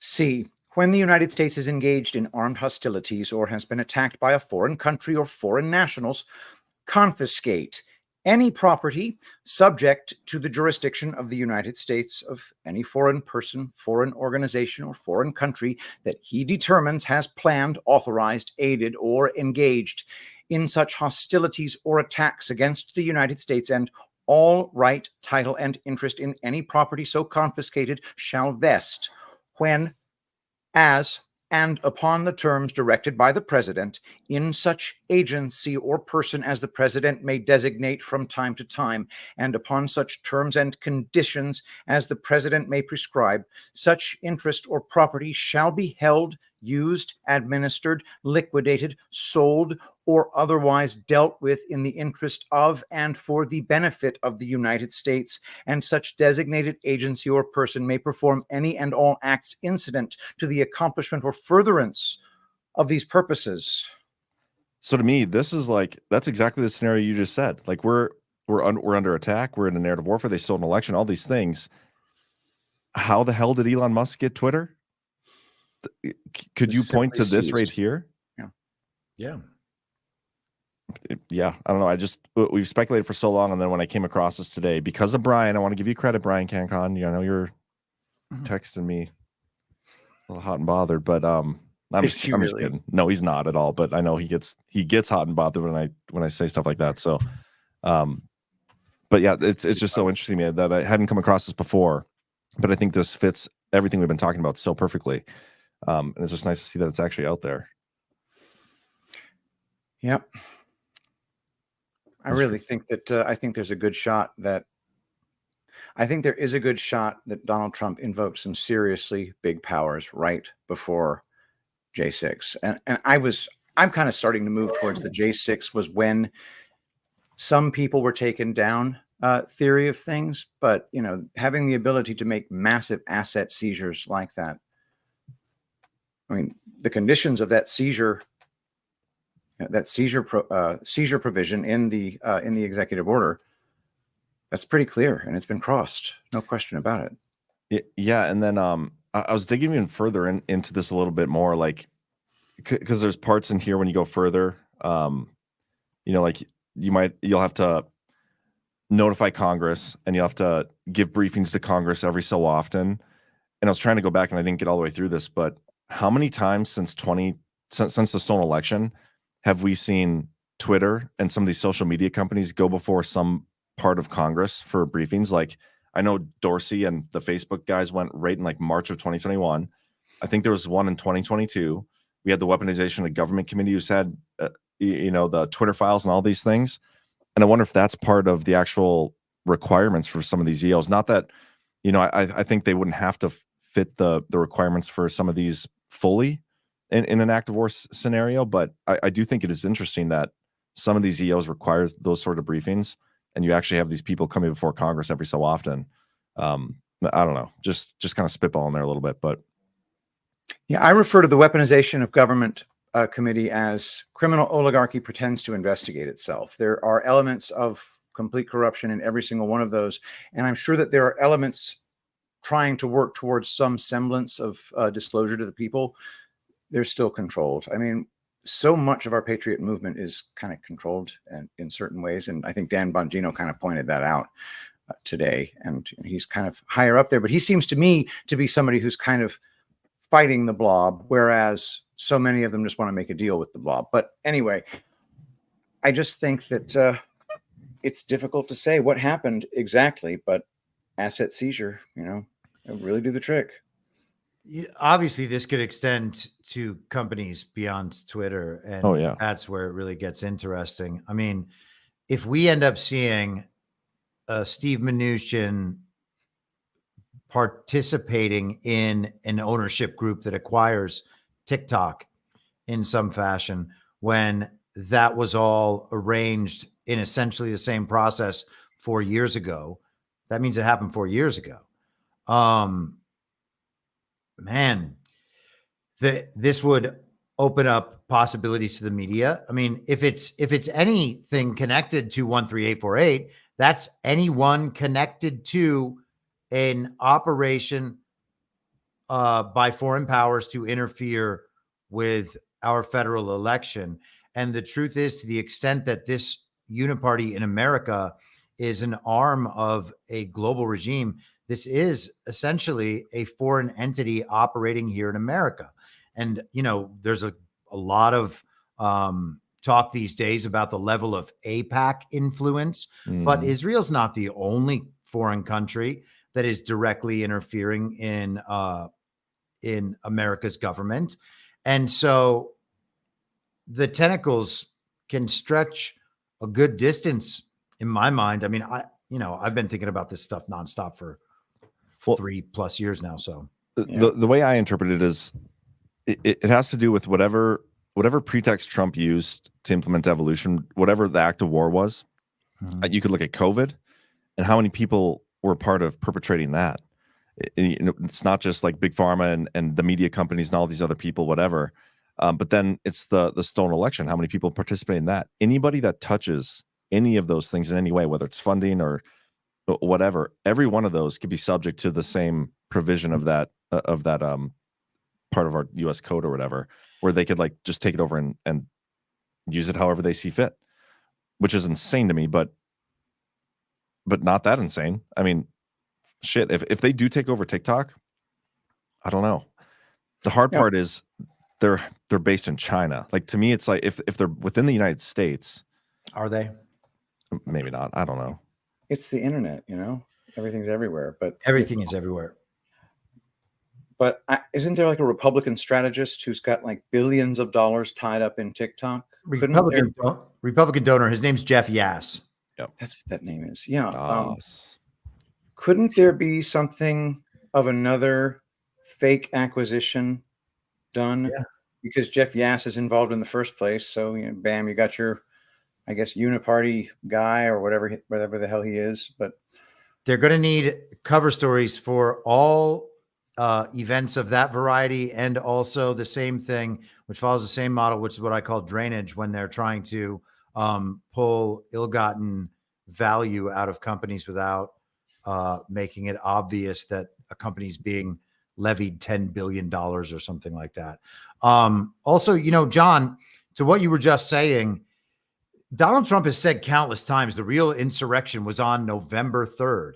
And we've talked about this a bunch of times, but people think that people just give themselves carte blanche to determine that Donald Trump is speaking euphemistically when he says things like that. Oh, it's just Trump being Trump. He's just saying that the insurrection was November 3rd because he's trying to take the responsibility and the focus off the fact that he brought his supporters to Washington, D.C.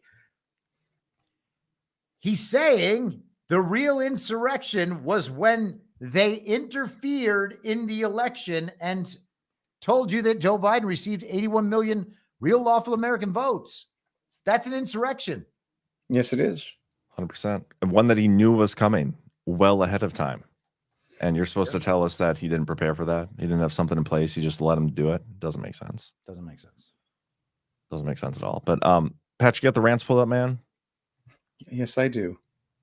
Awesome. Unless you guys have anything else you want to discuss. I think that we should say goodbye with the video of Putin waving from the airplane to little Rocket Man. If you got the video, I'll have to find it.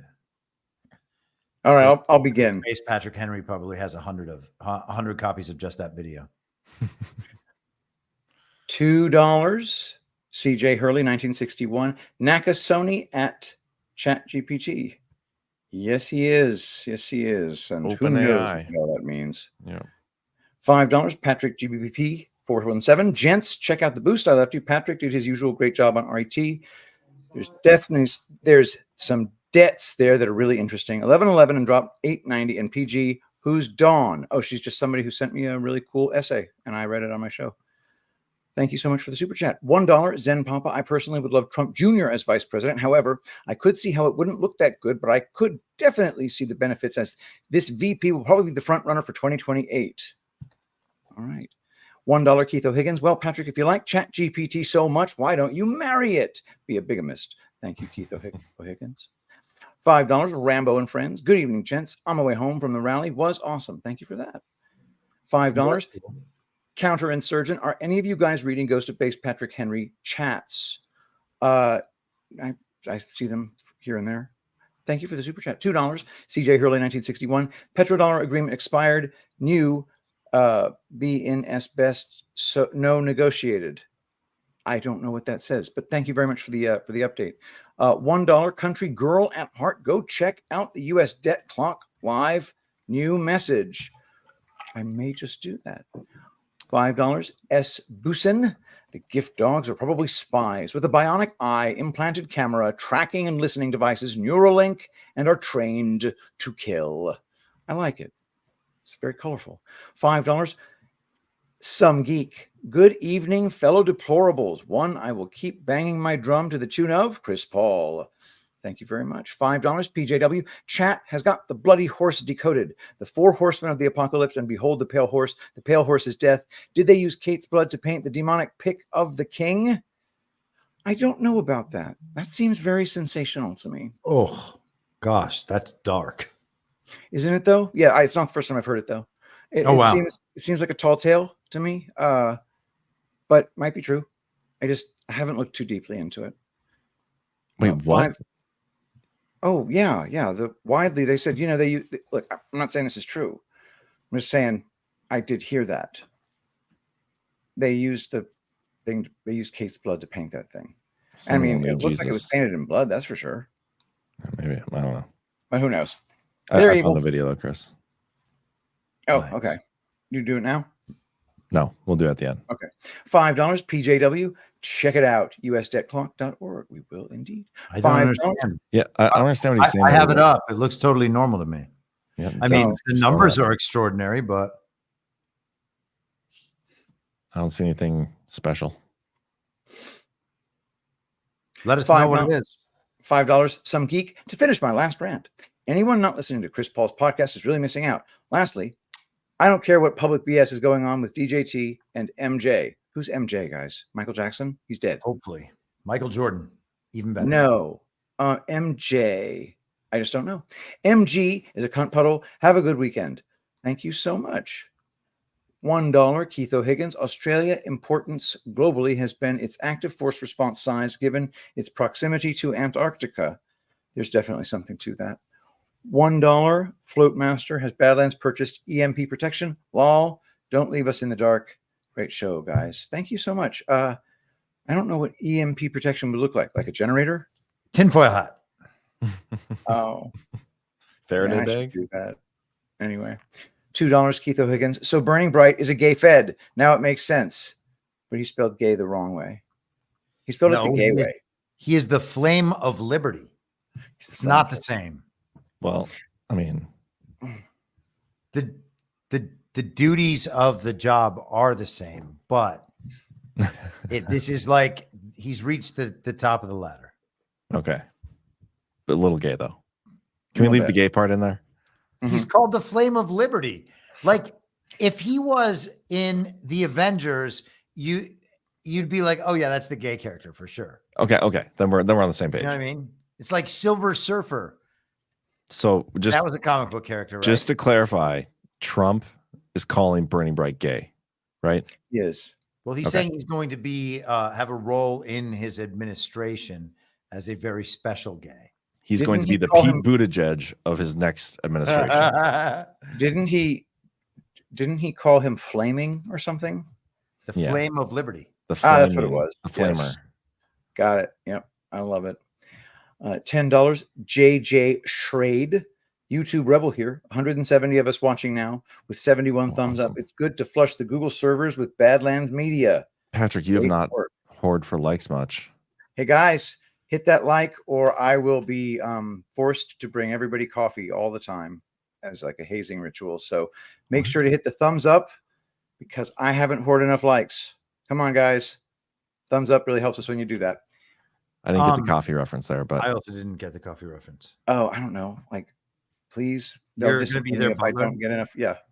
I went to YouTube earlier and it fed me Devolution Power Hour as the top piece of content. So that was interesting. You're subscribed to really? it. Yeah. It's not in well, the general. I'm not. Yeah, maybe I am subscribed to it. Yeah, I'm not that's sure if I am. It's the whole. Would it ever serve it up to somebody who isn't subscribed? You make a good point. I'm not sure. Let me look. $1 speckled boots, Patrick. I just got my bottle of Zeolite spray today. Is it supposed to be brown? Yes, dark brown. Absolutely. Don't. Yeah, it's fantastic. 10 sprays in the morning, 10 sprays in the afternoon. EpicMinerals.net. Promo code Badlands. Okay, get to that in a second. $5. Water Kid 94. Why is everyone sleeping on Dr. Ben Carson as VP? That's a fair point. No one hates the guy, and he doesn't seem like a corrupt bastard. You know? Yeah. I thought there was a reason we didn't want him though, too. But none of the VP stuff like means anything to me right now. That's so true, you know? It's all such a friggin' shit show. The machines haven't been corrected in any way. I am wondering if there's going to be any real action with Dominion before this election. I mean, are they going to get these freaking crooks out of our election systems before they do it to us again? Hold on. Yeah, I mean, I don't want to get into a conversation about all of that, but man, it's awfully weird being told that you should definitely participate in a system that is definitely rigged. Look at this shit, dude. Q drop number 623 of January 27th, 2018. D. Twitter percent owned. Other ownership stakes in the US. What happens if seized? Who controls? Who controls the controllers? EO 1221.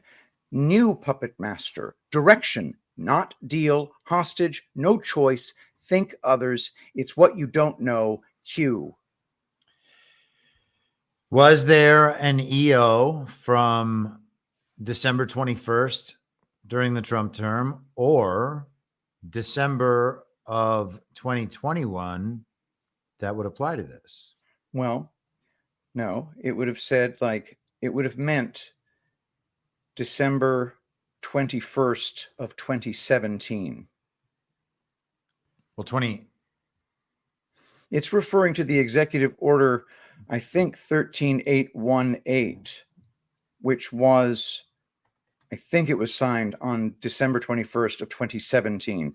And then Eric Schmidt abruptly resigned from Alphabet right after. That was December 20th. 20th. Damn. Okay. I mean, it's pretty damn close. That's also the one about human rights abuse and Same corruption. basic idea. It must have been a companion order, which was, you know, very prevalent in Twitter. The DMs. Yeah, for sure. Yeah. Could be. Man, that's interesting. Hold on. Let me 1221. Yeah, that's great. In the Federal Register, it'll tell you what executive orders were signed then, right? 12/21/2017.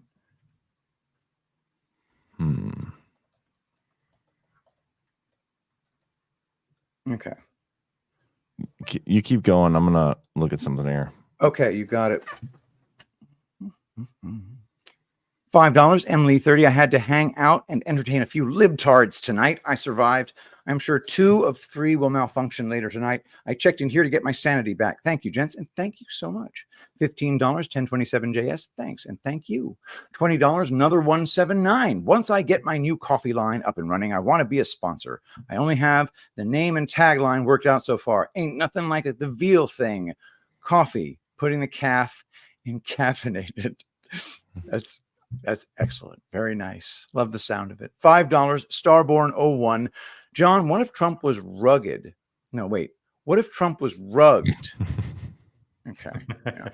It's that delightful slang. And did not prepare for the stolen election. Haha, joke from G Money. Awesome show, gentlemen. Thank you so much. Okay. What if Trump was rugged? Gotcha. And then, oh, John, you ready?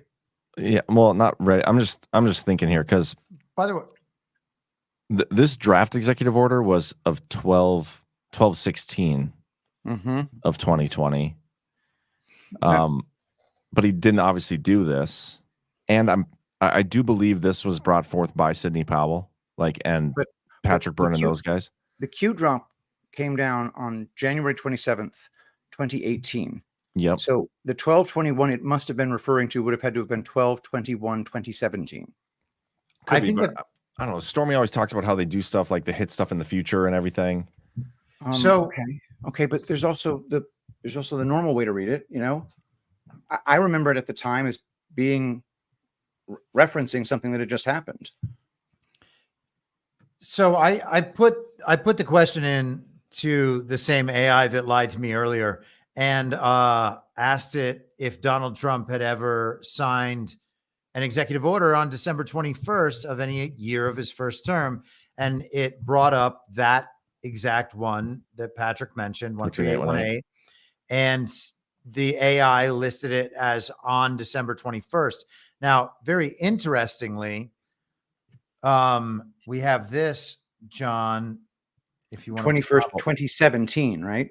Yes, it was that's correct. It was effective on there you December go. 21st. It was signed. And then hit the link I just sent through. I said that because I remember at the time he was referring to Executive Order 13818. So this is December of 21, a continuation December on 20. that. What's that? Yeah, it's December 20th on this one. Yeah, this has been continued every year by Biden too. This is one of those executive orders that keeps getting continued. Okay. And this is the one. Was this the one with the global Magnitsky? Yes. Yeah. So this is the one where there was a sunset. Oh no. I guess it wouldn't be in this. It'd be in the real executive order. Hold on. Cool. Yeah, that's the one. So I did a whole article on this too, where there was a sunset provision, but the NDA of 2022, I think, took away the sunset, which was kind of like completely out of left field. But anyway, interesting. It has to be that one. Everybody in the chat's talking about putting up the Isaac Cappy song. Okay, but also, so everything remember everything I showed you earlier from this, where you could seize it? The part C or whatever, section 1702. I scrolled a bunch now, but the thing we read earlier, that is also referenced in this executive order right here, the IEEPA. That's where you get that from. Section 1701, if we can get section 1702 in here. Hold. Right here. Yeah, right here. Can you make it a little bigger? Thanks. Yeah, this is the part we just read. In such agency permitted, we may designate from time to time upon such terms. Yeah, this is everything we just read. And that's also listed as an authority in 18818. So, dude, I think you're right. Interesting shit. Wow. Yeah. It's going to be so crazy, the shit that we see over the next few years. Yeah. Agreed. I don't know if Cappy's really dead, but I hope he's not. Yeah, for real. Yeah, so I guess he has a song called 1221. Oh shit. Yeah, I just sent it through on the chat. John, are you familiar with the Cappy stuff at all? A little bit, but not really, no. I've I know allegedly jumped off a bridge and killed himself or something. I think that's about all I know. Allegedly. Yeah, he just very much said over and over again, by the way, I'm not suicidal, guys. Totally not. We obviously know that that's just them killing him. But no, Isaac Cappy, I think back in 2017, just posted a lengthy bunch of videos explaining how all the big Hollywood people are all pedos. And, he got killed. Yeah, crazy. We'll keep rolling through these rants. You bet. Or we got opt real good. Yep. $9 mesmerist. Hi guys, from Perth, Western Australia. This is good. Ha ha ha. John, maybe grab that link. But thank you very much for the super chat, and hello from the United States. Nice to hear from Australia. $2, Keith O'Higgins. Did you see the Musk prediction that Tesla would have the value of 1/2 of the entire S&P? That's not Tesla car profit, but AI and robot tech value. Yeah, I was just thinking how awesome it's going to be when I have a robot. I tried to open that link, but it said the channel cannot be displayed because it violated local laws. The Cappy song? No, the one that was just sent by Mesmerist. Sorry. Okay. Well, who knows? Maybe find another link. $10, Patrick J17. Patriots, please pray for my wife and baby boy inside her 6 months ultrasound looks good, aka the 64-year-old baby maker. Wow. Damn. Yeah. Praying for you. For you. Praying for you. Thank you so much. And $5 secrets. 1221 can mean a host of different possibilities. Fair. $5 Cali Girl 17. You have to see the Cappy song brackets on YouTube. Brings up 1221. And that's the super chats. Awesome. What the heck is? I mean, now I want to know what it means. What means? The 1221 thing in Cappy. It means it means Executive Order 13818. 818 has to. Oh wow. I totally remember when it hit. I remember Eric Schmidt instantly resigning from Alphabet, like one thing caused the other, like they're related. And 1221, yeah. So Cappy made that about 13818? He references it. Wow. Yeah. Dude, he was like an OG Q guy. He was. I mean, there's no other executive order on that date, and that one isn't even on that date, but it's effective that date, so it only makes sense. Pretty exciting stuff, honestly. Yeah. Cool. Well, thanks everybody. Thank you, Chris, Patrick. This was fun as always. Thank you so much. Make sure you guys hit the thumbs up, and we will see. Patrick, are we going to do something tomorrow night? What do you think? Because Defected is not playing, but I think we should do the recap series. Yeah, tomorrow night. absolutely. Okay. And Chris, you can join if you want. Yeah, I will. Eight-ish. I'll hit you guys up during the day tomorrow. I think Okay. Carrie Prejean just sent a Rumble rant in there before. Can you snag that? Can you read that? Do it myself, buddy. He said, Yeah. "Great show, gentlemen. Thank you." And Thank you, Carrie Prejean. you. Appreciate it. All right, let's we'll leave with this video here. So good night, everybody. Good night. Good night.